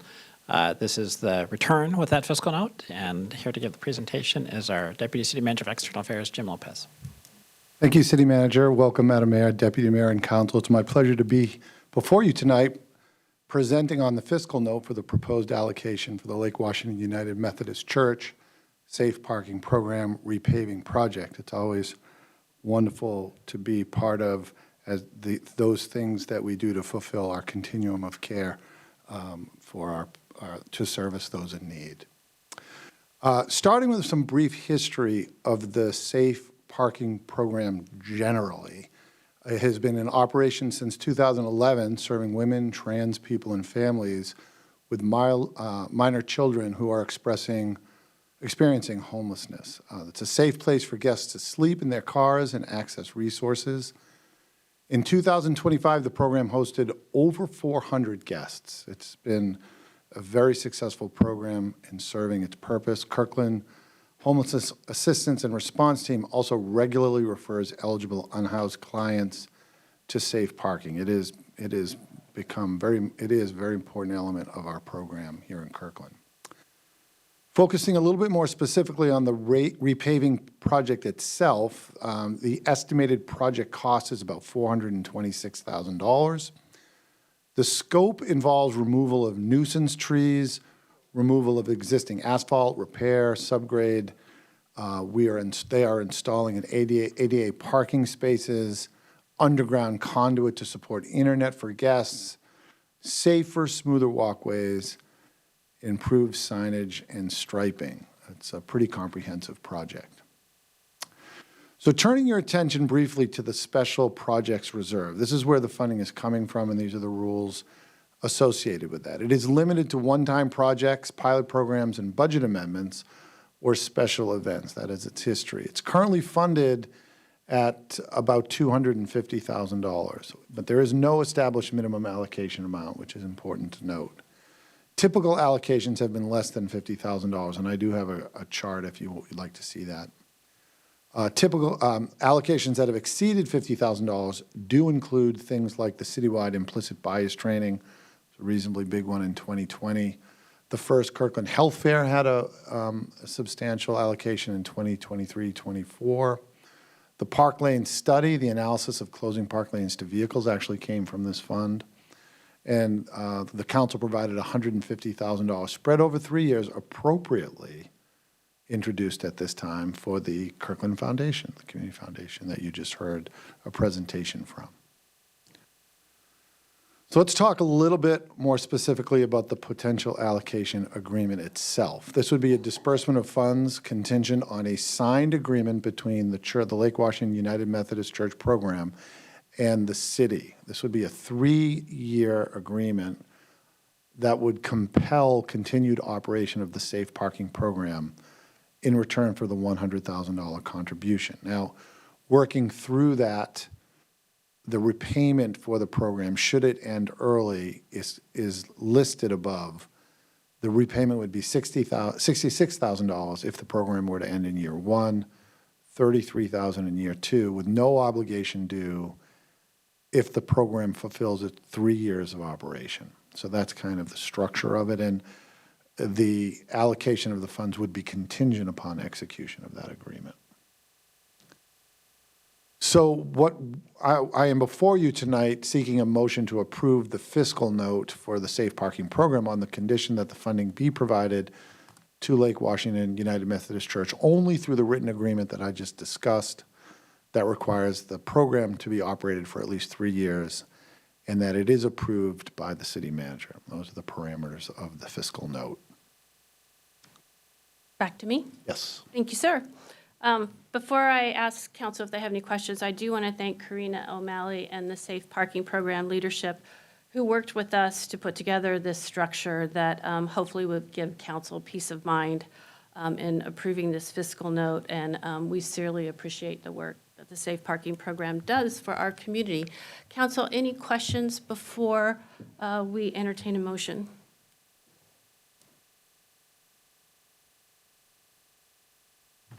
A motion?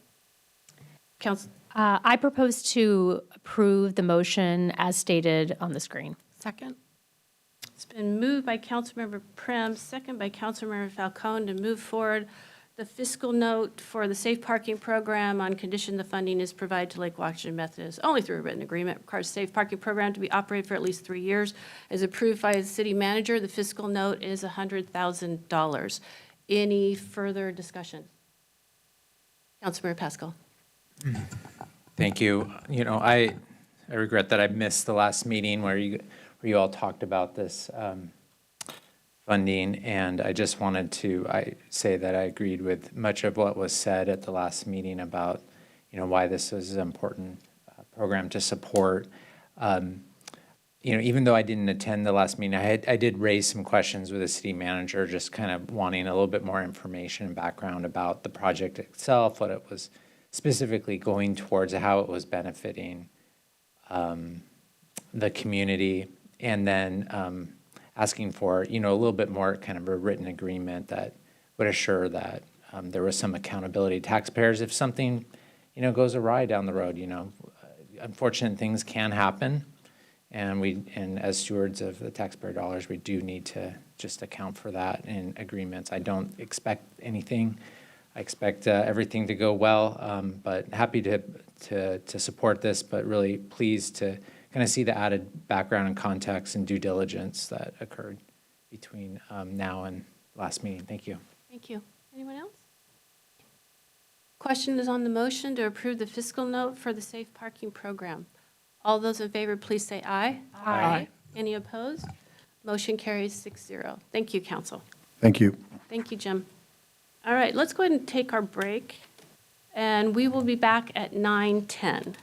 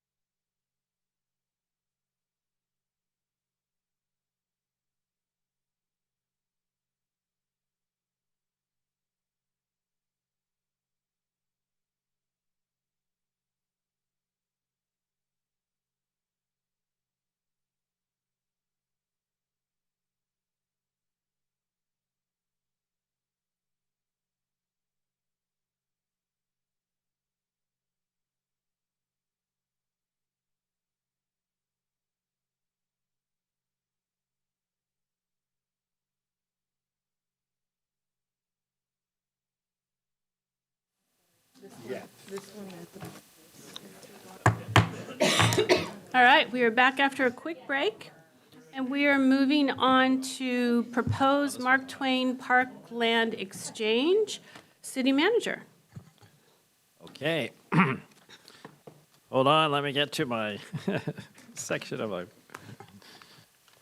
move too fast. All right. All right, so we are looking for hopefully council action tonight on this resolution to allow this exchange.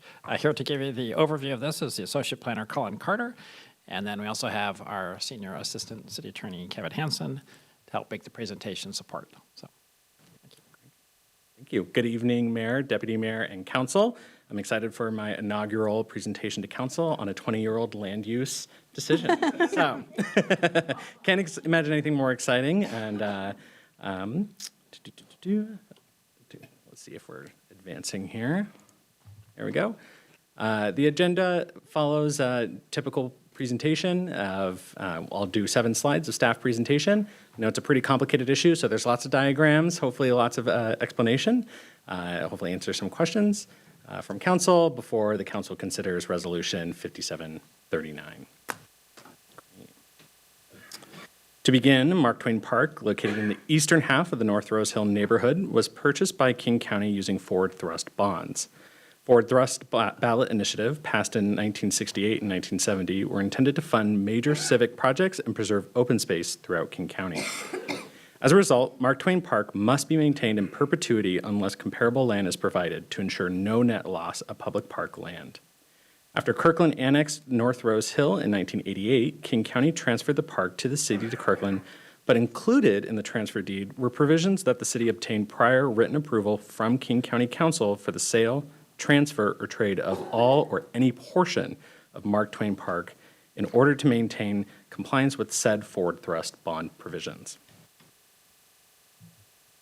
In 2005, Jagpal Basra, which I'll refer to as Mr. Basra throughout the rest of the presentation, and his brother, who are the adjacent property owners to the southern border of Mark Twain Park, approached the city and sought release of approximately 3,005 square feet of Mark Twain Park to construct, at their expense, the full-width right-of-way connection as part of their proposed development project.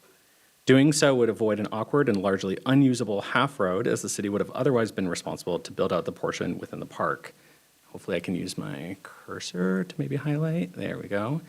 So Mr. Basra's property in part is to the south here. He would have been responsible for this kind of smaller 20-foot section, whereas that portion to the north falls within Mark Twain Park.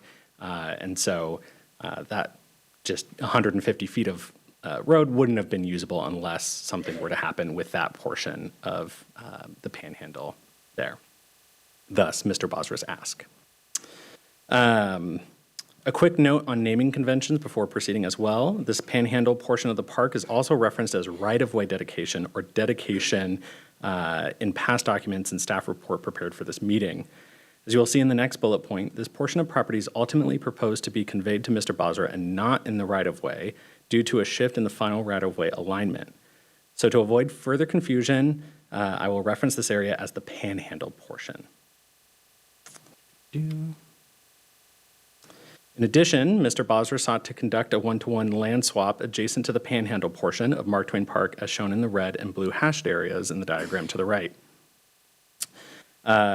The benefit to Mr. Basra would be a more rectilinear north parcel to support his development proposal. For the city, this land swap in conjunction with the release of the panhandle portion would result in 150 linear feet of right-of-way constructed at no expense to the city, eliminate an impractical panhandle of the park, and provide a net gain of 7 mature grove trees to the city, which I did confirm are still there, still happy, still would be a benefit to the city. As mentioned prior, the final alignment of the right-of-way dedication area shifts approximately 20 feet south from the initial location, resulting in the alignment shown on the screen. This shift supports a superior alignment for the new right-of-way while maintaining the total area to be dedicated by the developer to the city. Both the release of the panhandle portion and the one-to-one land swap were brought before Kirkland City Council in May of 2006 and resulted in a motion of approval for both the release of the panhandle and the one-to-one land swap, otherwise known as Option 2 according to the 2006 City Council staff report, which is attachment 2 in your packets. Council did add a verbal proviso to the motion to provide a tree plan to delineate the new property and the park. After recent discussions with the Parks Department and the applicant, the tree plan will entail a deposit of funds to the city's urban forestry account to fund the installation of 15 trees by our Parks Department, resulting in an additional benefit to the city. Following City Council approval, Kirkland staff worked with King County to obtain the required written approval, and on October 16th, 2006, King County passed Ordinance 15620, which is Attachment 6 in your packet.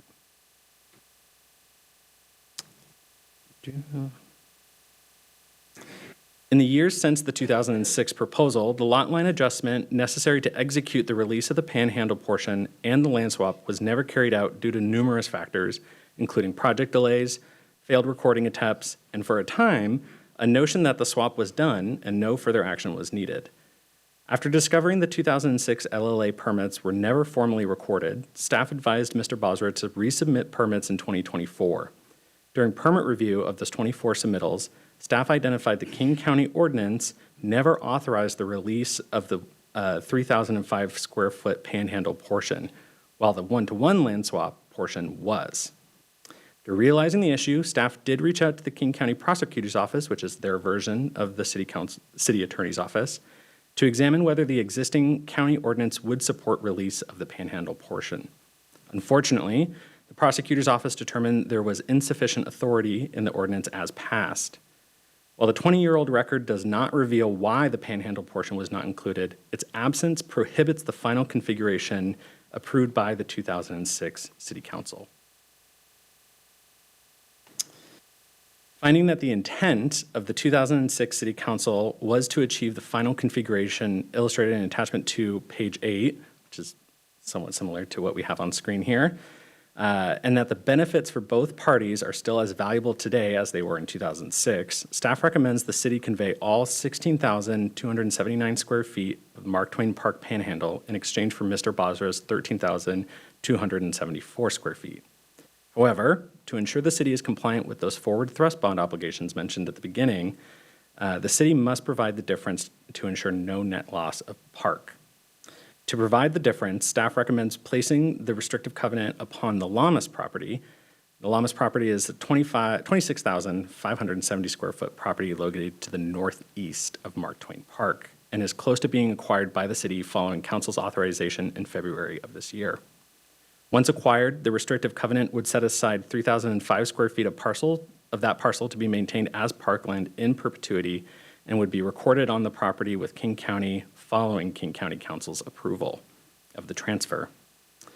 Staff would also like to note that other means of resolution were considered, but to preserve the configuration approved by the 2006 Council, maintain the benefits for both parties, and because it's frankly the simplest solution, staff is recommending this restrictive covenant approach.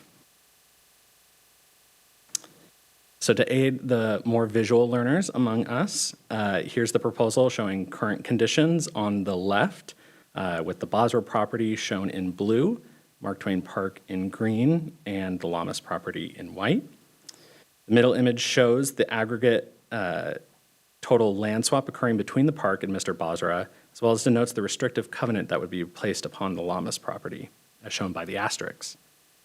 The last image on the right shows the final configuration once all documents and agreements are recorded.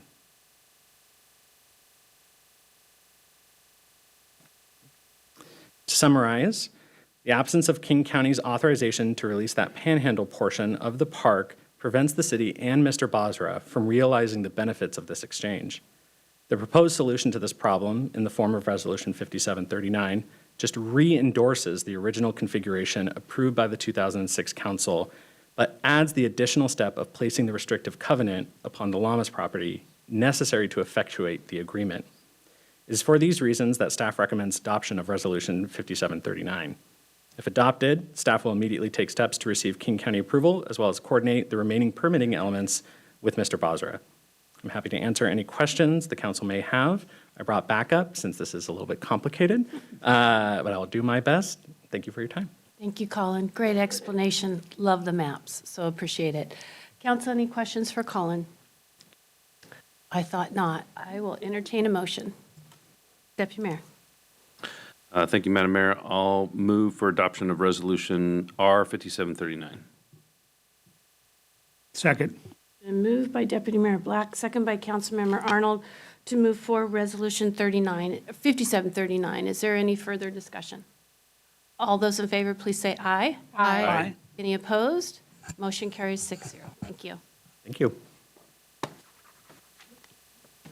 All right, we are going to move on to the next business item, which is the agreement amendments related to the Kraken Iceplex and Kirkland Community Center. City Manager.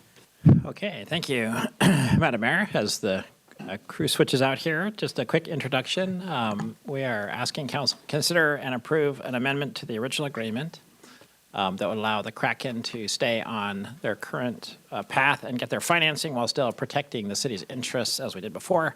Here to walk you through the amendment and explain it is Darcy Eilers, our city attorney, and Jim Lopez, the deputy city manager for external affairs. Thank you very much, City Manager, Madam Mayor, Deputy Mayor. It's great to be back before you again tonight with the City Attorney. We are making a presentation on proposed agreement amendments for the Kirkland and the City of Kirkland and Kraken Iceplex.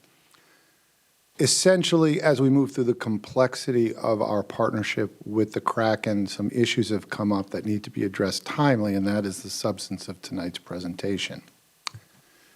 Probably helpful to start with the project status itself. We are now in pre-construction. The Kraken is out there working on the site itself. They've spent about $3.5 million on early design and work for the project, so we are in and engaged, and there is good momentum moving forward. Now, perhaps the key item tonight for consideration, there are several, but this is probably the key one, is that the agreement to lease, the document that we have with them signed now, requires building permit approval before closing on the document called the ground lease. This is not yet signed, and that is what needs to be signed. It's a prerequisite for them to build. Now, what happened is one of their contractors, they had to make a late change. They had complexities and delays, and that has pushed back their schedule to obtain building permits to late August.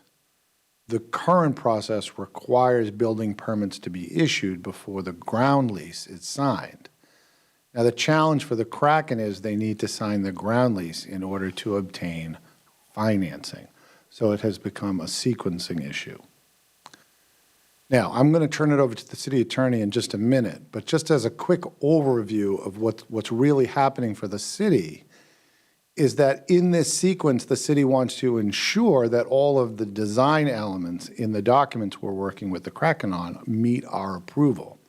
And in all scenarios, the standard by which we review those design elements is the same. We get they have to meet our approval on certain things.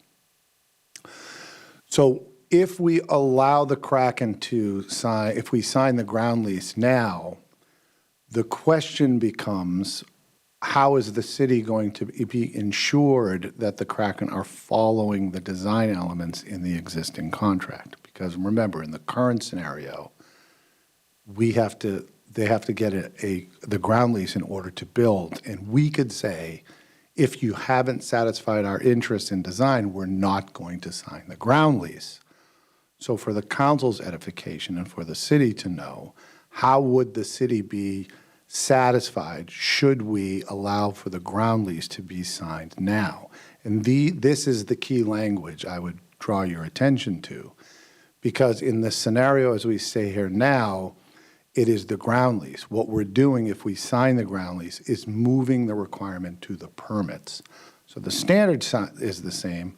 If they don't fulfill our obligations on design, we wouldn't issue the permit. And that's the language before you that we're bringing to you. And let me turn it to the city attorney to take you through those details. And now we know Jim's taller than I am. All right, so thank you, Jim. That was a good introduction to this.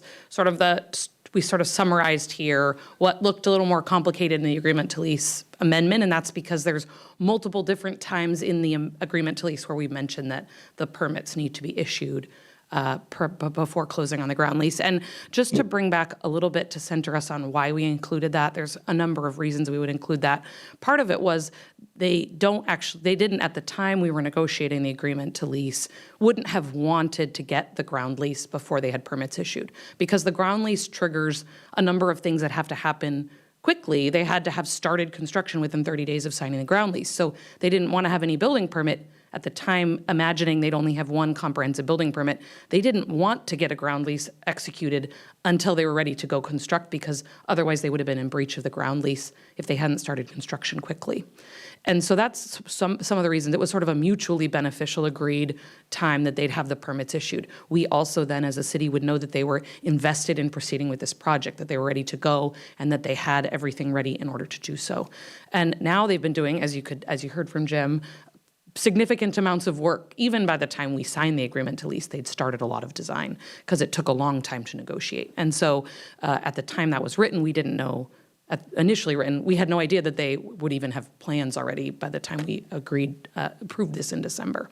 So one of the interests left remaining in why we would want building permits issued is that we want to know that we're in agreement on what that building looks like. And there's a couple different ways in the agreement to lease we do that. Permitting was really a side of that. The design standards set forth in 6.2 are really where the city has a lot of power to say, no, that isn't what the community center is going to look like. That's a primary concern, right? We have some authority to also say, we think you should do something different in the restaurant or in the Iceplex, but the agreement to lease acknowledges that they're the experts in building those spaces, but we're the experts in building community center spaces. And then before I go to the next slide, which details to you what 6.2 is, in the interest of being helpful to tell you what that is, the last thing I'll note is just that we also removed a requirement for the community center lease to be executed at ground lease closing. We'd actually planned to remove that earlier, and just was an oversight in hundreds of pages of agreements to do that. The city doesn't want that community center sublease executed until we're actually ready to go sublease it. And that isn't until after substantial completion. Okay. Just a summary of 6.2, which is several pages long. The primary point here is that for the skating and restaurant facility under 6.2, the city has the opportunity to submit concerns and suggestions, and the developer can consider those in good faith. And for the community center, we have the sole and absolute right to approve only those project documents for the community center, and that approval needs to be done in writing. The amendment that we're proposing carries over these obligations, which all existed pre-closing, assuming they'd be done with design. And it moves those past closing to say, you don't get to get your building permits if you haven't met your obligations under 6.2. Okay, and then we have in the amendment, the ground lease is an attachment, an exhibit to the agreement to lease. It will be executed at closing. We have some additional modifications that you saw in your packet related to the ground lease. They're highlighted here, moving substantial completion from October to November. That's associated with a request from Kraken from their delays that they've experienced with the contractor and getting that final building permit issued. And then correcting a trigger for paying into the CapEx fund. Right now, the ground lease says that has to start at closing, but there's no building that CapEx would be supporting the additional capital, maintenance on. And so the normal sort of real estate time for starting would be at substantial completion, that you'd start funding those later improvements and maintenance. And then I sort of summarized, and I missed a resolution number, I apologize for that. Incorporating modifications required by Kraken's lender. City Council actually gave the city manager authority to agree to those, because we knew that the lender would be reviewing those once they had a financing lender and would likely ask for some changes. There were several of them included all in section 24, but they're all for clarification. The main one that you might have triggered on was some deletions about lien language and those getting extinguished in a foreclosure. There's other places where liens have to either not be at all on the property, but also to be extinguished. And so those were just removed because they weren't the location that it was really supposed to be, and the lender flagged that. And then the last changes are just acknowledging known parties, which is the Kirkland Ice Center LLC we indicated to you. They've now made that subsidiary of Slapshot. That will be who the ground lease holder is. And then B&B Builders is their contractor. All right, I think that's our last slide. Oh, next steps. So if you approve this amendment, we'll execute it. and then we'll proceed to closing potentially by the end of this week. Lots of everything else is fairly in order. And then they'll continue early construction activities. We gave them some early site access to start doing some of that early site work to keep on schedule. Any questions? Thank you. Council, any questions? Deputy Mayor? Thank you, Madam Mayor. Just one quick question, because it came up repeatedly when the council was discussing the overall structure of the agreement, was to ensure that the center of gravity of responsibility and liability was not a thinly capitalized subsidiary.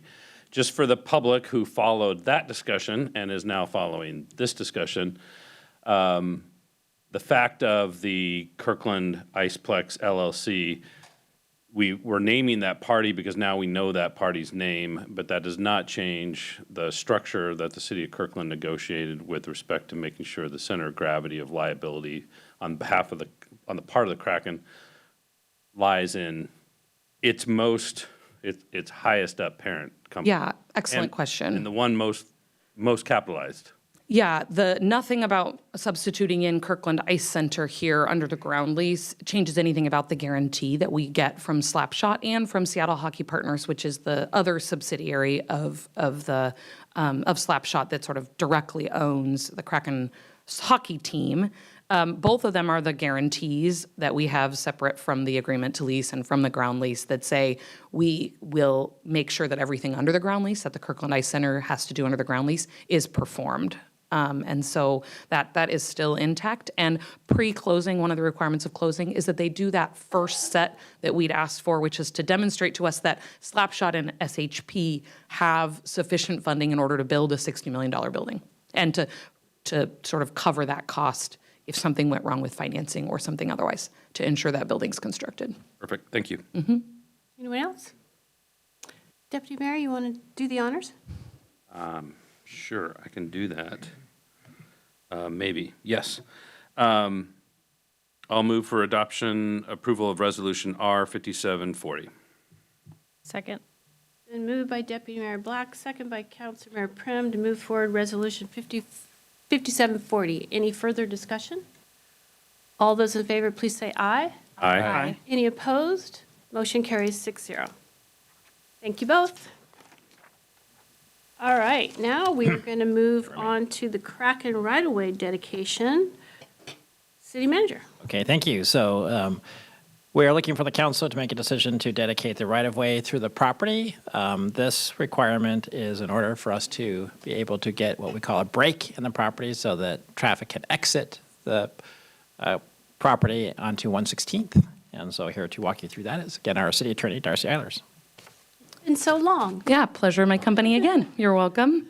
All right, well, knowing that you thoroughly read your packet about right-of-way dedication, I jump right in here to what we're talking about, and I didn't have in the packet a picture and realized maybe it would be helpful to know where the limited access break was. So for those listening, the limited access area is the area of the interstate and some boundaries outside the direct freeway that you travel that WSDOT, the Washington State Department of Transportation, and the Federal Highways Administration, the federal transportation arm, have control over the limited access area. And so you can see here with this blue line in this map, right abutting the sort of eastern edge of the right-of-way, right along the sidewalk, is where that limited access break is. So they control this entire intersection and actually several other intersections in this area in order to make sure that there's a efficient movement along the freeway. Without WSDOT and FHWA approval, the parcels, the Houghton Park and Ride parcels, including the one that the Iceplex Community Center will be on, won't have access to exit out of the western boundary from this access road at this location we're seeing here. We'll only be able to use ingress and egress out of the location on 70th. So I have a picture here. Sorry about the dimensions here. A map worked a little better with this north off to my left, and this is the existing access road, so that the buses used, and even when the Park and Ride was operating, only buses exited out of onto 116th. There was never any ingress, and then there's ingress egress off to Northeast 70th Place. As part of our negotiations with WashDOT, they've asked that they've indicated to us that they will not agree, wouldn't even consider an application to break that limited access to allow egress onto 116th if it's not a public right-of-way. If we leave it as an access road, they won't consider the request. If it's a public right-of-way, they'll consider the request. No guarantees, but at least we can submit the paperwork. And so Ordinance 4944 would declare this access road as public right-of-way, and if it's adopted, staff will record the ordinance. That's what we record. Often you see dedications done in plats or things like that. The city council doesn't often declare a right-of-way in this manner, but anymore. But this ordinance is actually what would be recorded. And then the roadway will be open following completion of construction activity. So right now it's still all fenced off to allow construction. Any questions? Council, questions? I will entertain a motion. Councilor Arnold? Madam Mayor, I move approval of ordinance 4944. It's been moved by Councilmember Arnold, second by Councilmember Falcone to move forward ordinance 4944. Any further discussion? City Clerk, will you please call the roll? On the motion to adopt ordinance 4944, Councilmember Arnold. Yes. Councilmember Prem. Yes. Councilmember Falcone. Yes. Councilmember Pascal. Yes. Deputy Mayor Black. Yes. Mayor Curtis. Yes. Thank you, Council. Ordinance passes 6-0. We are on to our last business item, which is an update of the school zone flashing beacons. City Manager. All right. So this should have said update and possible action. We're hoping that get council direction on some of the options that you're going to be presented tonight. So when we last came to the council got a briefing on flashing beacons and their costs, and you asked us to go back and see if we could come to you with some options that were closer to the original estimate you saw. Here to give you that presentation is our Transportation Engineering Supervisor, Jennifer Palmer. Thank you, Mr. City Manager. Good evening, Madam Mayor, Deputy Mayor, and members of council. As Mr. City Manager said, I'm Jennifer Palmer, Transportation Engineering Supervisor, and tonight I'm here to give you an update on the school zone signing project and request council direction on how to implement them. I found this GIF. It's a good one. It's flashing and everything. This project advances the city's vision for a safe, connected, and multimodal transportation system. It aligns with our Vision Zero goal of zero transportation-related deaths and serious injuries and a reduction in all crashes by 2035. And we get there by using the safe system approach, which is a multi-layered approach to transportation safety that acknowledges humans make mistakes and reduces the risk of injuries within our transportation systems. Brief background, council voted to support additional school zone beacons in January. We're in the middle of developing this plan. How are we going to implement them? And then we can start implementing them no earlier than 27. Also background for the phase 2 of our signing project. Only a few school zones left to go. Phase 2 focuses on school zone or school speed limit signs except for the beacons, so everywhere that's not going to have a beacon. And the in-street crosswalk signs, the city did post about the in-street crosswalk signs on social media, and in general, public sentiment was very positive, with many requests for please put them in my crosswalk too. This is a summary of the scope adjustments that we are proposing. So because the expected costs increased between the January and March meetings where we discussed the school zone flashing beacons with council, we propose to better align it with what we proposed in that first meeting, the original estimates. The details are in your packet, but in the March meeting, which was the larger cost, we proposed to replace 19 existing beacons and then install 24 new beacons. And now with the adjusted scope, we're reducing the number. And now we're proposing to replace 8 beacons and install 18 new beacons. There's also some options for remote connectivity. As we discussed in previous meetings, there are many benefits of remote connectivity, including real-time alerts when our beacons malfunction, on-the-fly schedule changes during inclement weather events like snow and ice and wind, and automatic correction of clock drift, which is where the internal workings of the beacon, the clock, starts to drift away from what time it actually is. Remote connectivity, we can reevaluate this to save budget for other future safety projects. The upfront cost for the beacon assemblies with remote connectivity would be $544,000. If you do them only at the 8 automated safety camera locations, and around $54,000 more to do it everywhere. And it comes with 10 years of connectivity, which would need to be replaced along with the beacons at the end of their life cycle. In the last meeting, I believe there was a request for more information on maintenance and life cycle. One of the things that I just wanted to point out, the details are in the memo, of course, but I wanted to highlight that the maintenance of solar items like school zone flashing beacons cannot be deferred. It includes cleaning and inspecting and repairing the units. In particular, solar panels need to be cleaned. If they aren't cleaned, the unit won't function properly, and that's why it can't be deferred. Staff can absorb, our existing crews can absorb this maintenance of the new beacons. However, we continue to add more and more assets with each year. So in the future, eventually, we're going to need to ensure we have the right resources and number of people to ensure we're taking care of these items now and in the future. The other item that we touched on in the last meeting were what happens to the existing beacons that were shown in that meeting as to be removed or that don't meet our proposed criteria. So as a reminder, transportation staff came up with criteria around where school zone flashing beacons should be installed based on research of where they're most effective, which essentially amounts to higher speed and higher volume facilities. This includes arterials, most collector streets, and a few local streets. There are 8 beacons shown in the memo where we propose to remove them over time as they fail or with other project types. All 8 of them are on streets where the speed limit is now or will be 20 miles an hour in the future, like neighborhood greenways or on local access streets.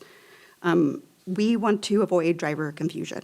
So, for example, if you're driving on 128th Ave, the neighborhood greenway in Rose Hill, in front of Mark Twain Elementary, you pass a speed limit sign that says 20 miles an hour because it's a greenway, and then you pass a flashing beacon that says 20 miles an hour when flashing. So as a driver, what do? So we want to help correct that. We want drivers to know which one is correct all the time.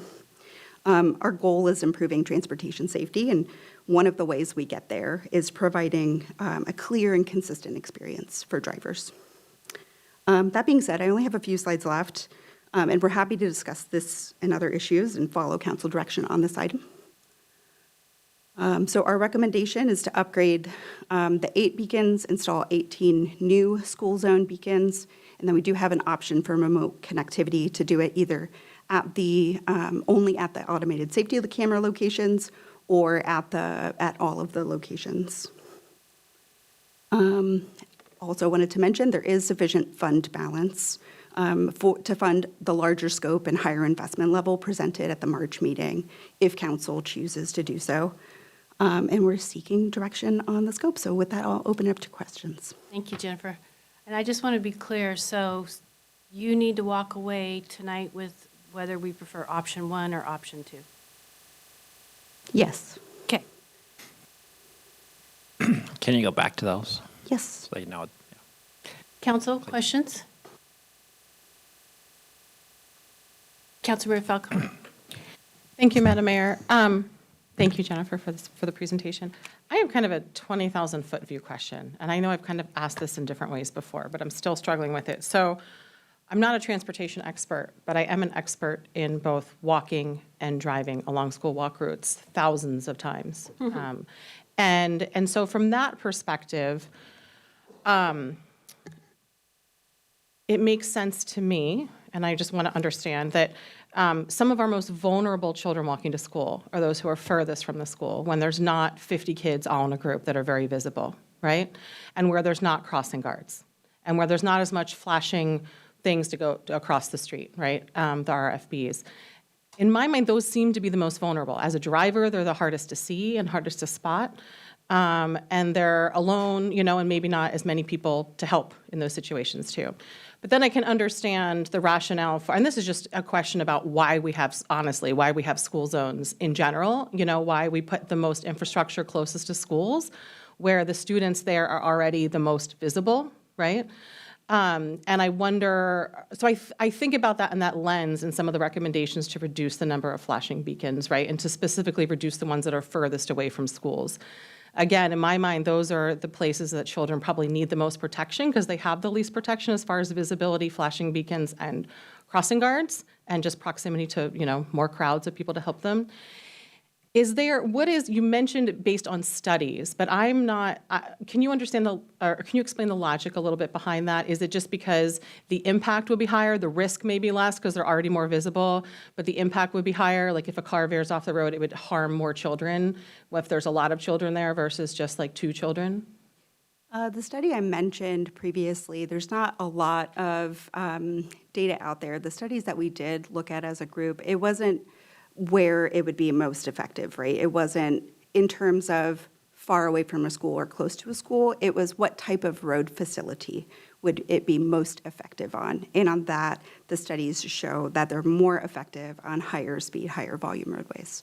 Okay, so we're basing it on speed and volume. On the slide 6, it says that we're emitting 6 school crosswalk beacons in locations further from schools and which see less activity. So the volume there, but it still mentions the proximity to the schools is what grabbed my attention. Yeah, so when we were adjusting the scope to better align with the budget that we have for this, what I tasked my engineering team to do was look at and prioritize where can we do the most good with a constrained budget. And so that's how we came up with this. I have an engineer, Ed, he's presented here before. He's on vacation this week. Ed went and watched the crosswalks that he was targeting and picked the ones with the most kids. Okay. That's how we got there. Okay, I'm still struggling with the logic behind the most kids, but thank you. I appreciate the explanation.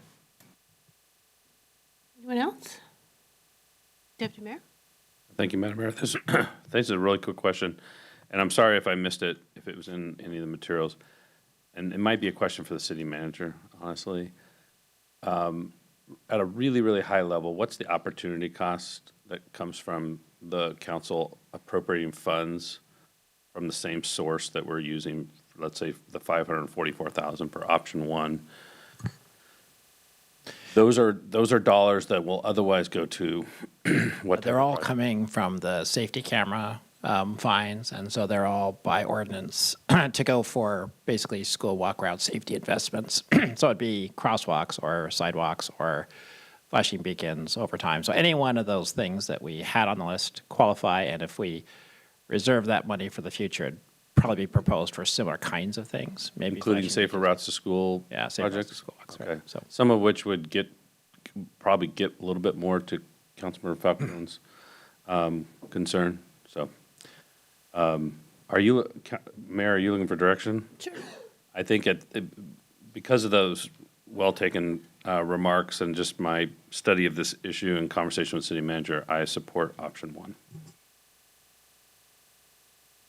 Councilor Pascal? Yeah, thank you, Jennifer, for, as always, the in-depth analysis and documentation on how you arrive at your recommendations, so appreciate that.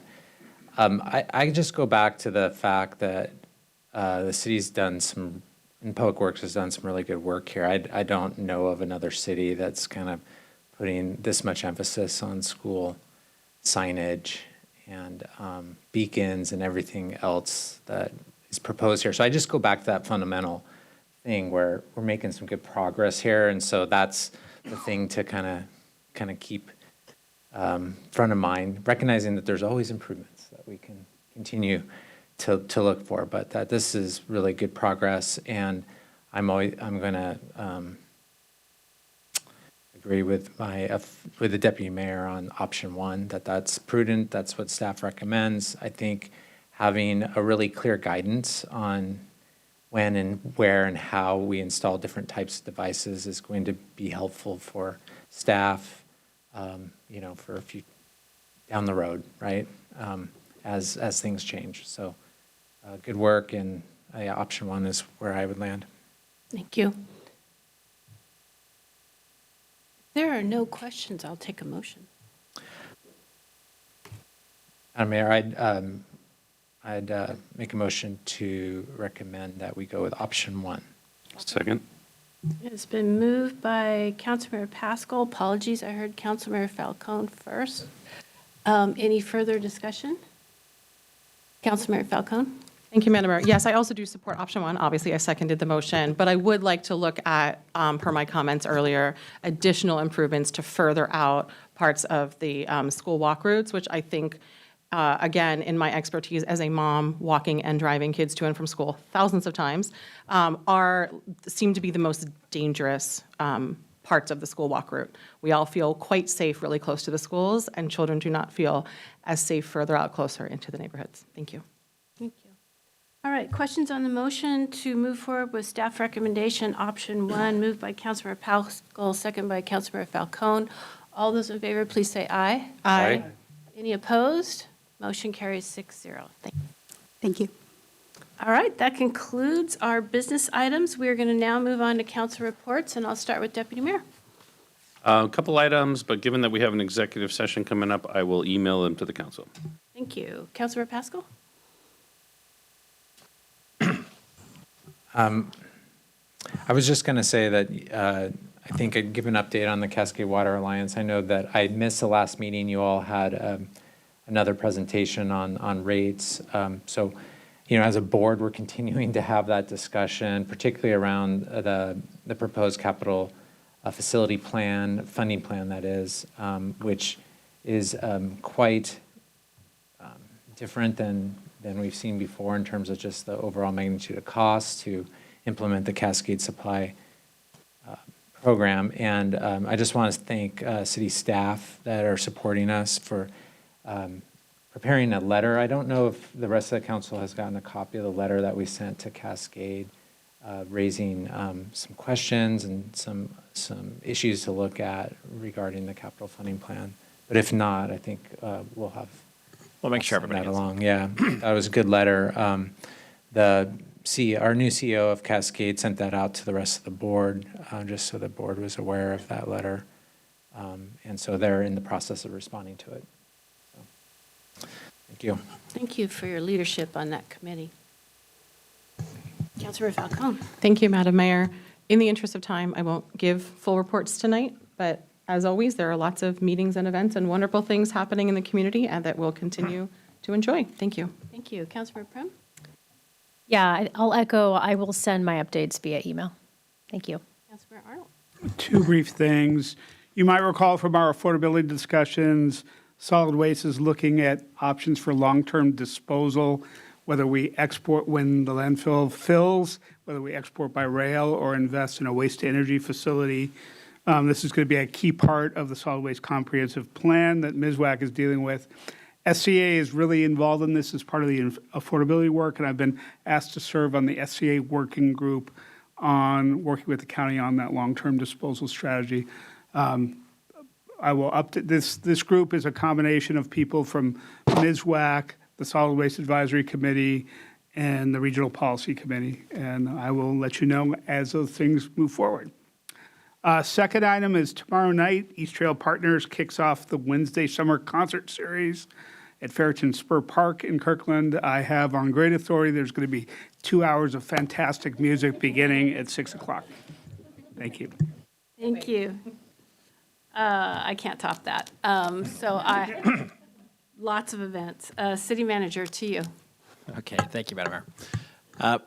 So the first item is one that I emailed the council about, and that is you had 2 applicants for youth positions on the boards and commissions.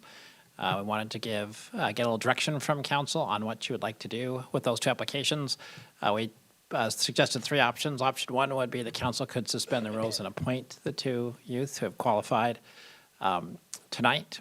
Option 2 would be the council could decide they're sufficient. You want to do an interview with them and schedule a special meeting to do that, either in person or virtual.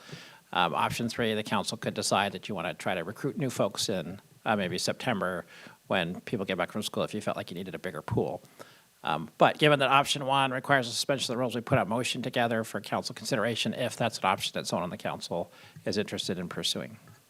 Thank you. Happy to answer questions. So I was, Councilmember Pascal and I have been talking about this because Councilmember Pascal was the one in our last meeting to suggest that we go ahead and appoint, fill the teen use. We decided to hold the recruitment to our normal recruiting process for the adult placements.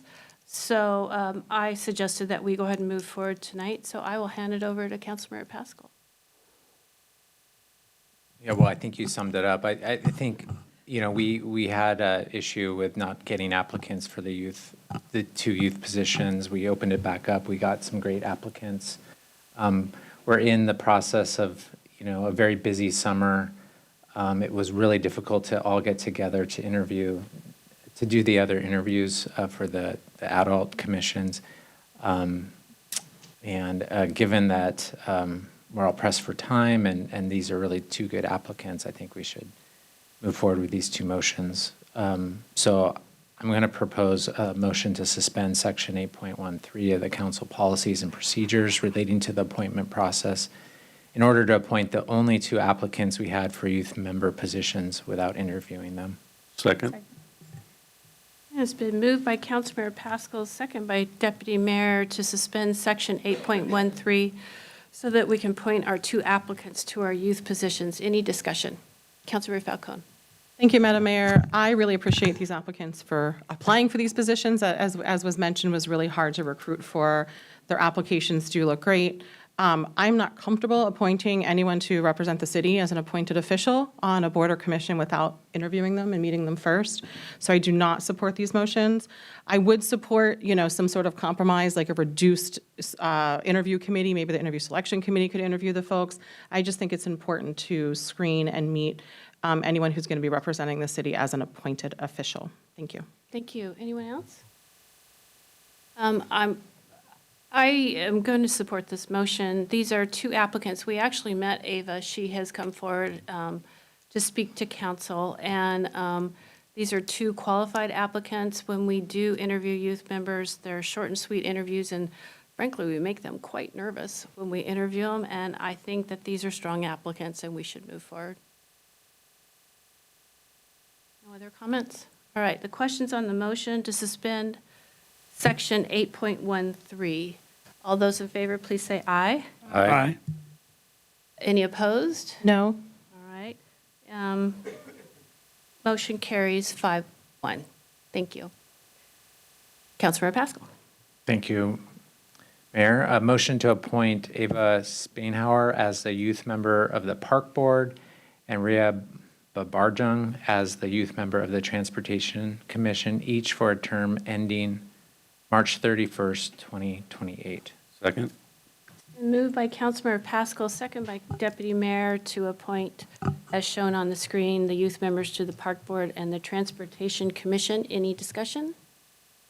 All those in favor, please say aye. Aye. Any opposed? No. Motion carries 5-1. Thank you. City Manager, back to you. Okay, thank you, Madam Mayor. There's one other potential business item under City Manager Report, and that was a suggestion to approve the mayor signing a letter of endorsement for the federal Homes for Every Local Protector, Educator, and Responder, or the HELPER Act. The memo in the packet said how this got here and why we put it in front of you. We have a brief summary of it, but I know there's been some discussion, so happy to answer questions on it before the council begins this discussion, but we did find that there was substantial bipartisan support in the House and the Senate, 130 sponsors, and Councilwoman Susan Del Bene is a sponsor. She did not ask us to sign this, but she supports us sending the letter. The request came from a public affairs group that's been trying to gather local government support. Council, any questions? Councilmember Arnold. Thank you. I appreciate bringing this forward. I don't have a particular objection to this, but what we have done in the past for state advocacy, at least, is run things through the legislative work group. And I would note if there is council interest in looking at this, the work group already has a meeting scheduled for the end of the month, and we could come back to council for our August meeting if there was interest in more analysis on this.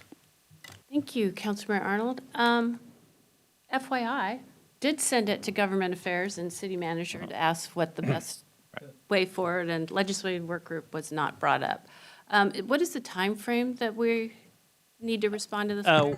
There's no current action scheduled in Congress. We don't know when there will be, and so the goal was to have something, so if they did take it up. And I will say that one of the reasons that I recommend just putting this forward is the bill itself is very short. It's one page, so it didn't take a ton of research to look at it, although we didn't do a lot of context searches around it. But the key elements of it are the bullet points up there, which is it's based on what similar model for the military, so no down payment is required. And rather than monthly mortgage insurance, participants pay a one-time upfront plan. And then one of the reasons we recommended it was thought it was consistent with our policies around increasing home ownership, especially for first responders and others. So that was the reason we didn't recommend it go to the legislative work group, but there's certainly no particular date by which this needs to be sent. So happy to support that if the council wants to. Councilmember Falcone? Thank you, Madam Mayor, and thank you, City Manager. And I appreciate your comments, Councilmember Arnold. Thank you for that. I agree with Councilmember Arnold. I think it might be prudent for us to have a little bit more discussion in legislative work group. I also, think it looks like great legislation, right, that's worthy of supporting. One of the things that, for example, that stood out to me in addition to the context that you mentioned is I didn't see crisis responders defined as first responders in this, and I wonder if we could have a conversation with our Congresswoman about the potential for consideration of the addition of crisis first responders as well, which would benefit employees of our city as well that do very similar brave work that I think would be worthy of benefiting from legislation like this. So I would like the legislative work group just have a little bit more discussion with staff about how we can make this or, use any, not that we, have the city of Kirkland and the, federal government have a ton of sway, but if there's something that we can do to at least say that we've done our due diligence to try to make this as best as it can to serve the city of Kirkland, that would be worthwhile for us to discuss. I happily defer to the legislative work group. So we don't need to make a motion. We can just. Don't need to make a motion. Yeah. Okay. Great. Okay. So two other quick updates before we get to executive session. First is, I think our Deputy City Manager, Tracy Dunlap, had a chance to talk to you all, but just for the record, unfortunately, some of the materials and equipment that we're going to use to upgrade city council chambers are not going to be here in time, and so we will not be able to do the work on July 21st. So there won't be a July 21st virtual meeting. There will still be a meeting, but you'll actually be here in chambers. So there may or may not be a suggestion for a virtual August meeting. We're going to know that at the end of the week, we think. And so more to come on that, but we will be here in person on July 21st. So I want to note that for the record.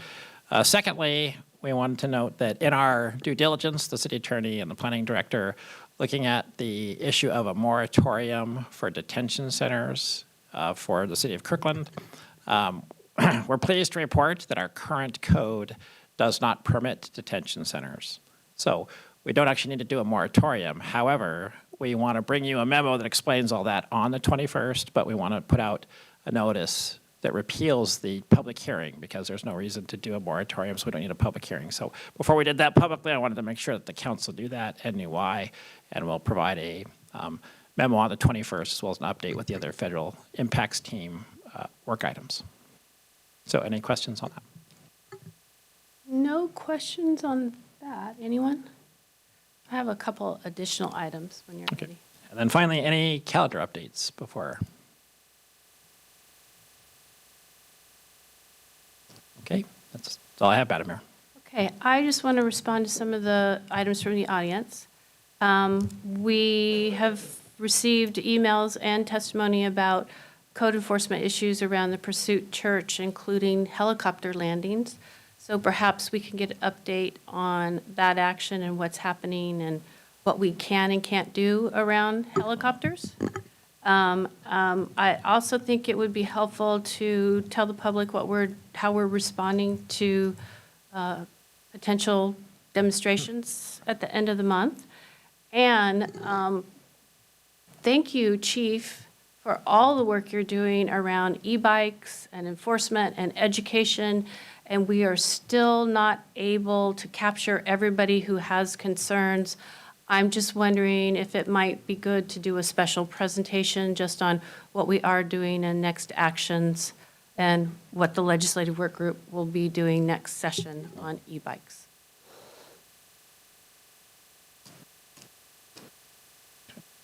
Thank you.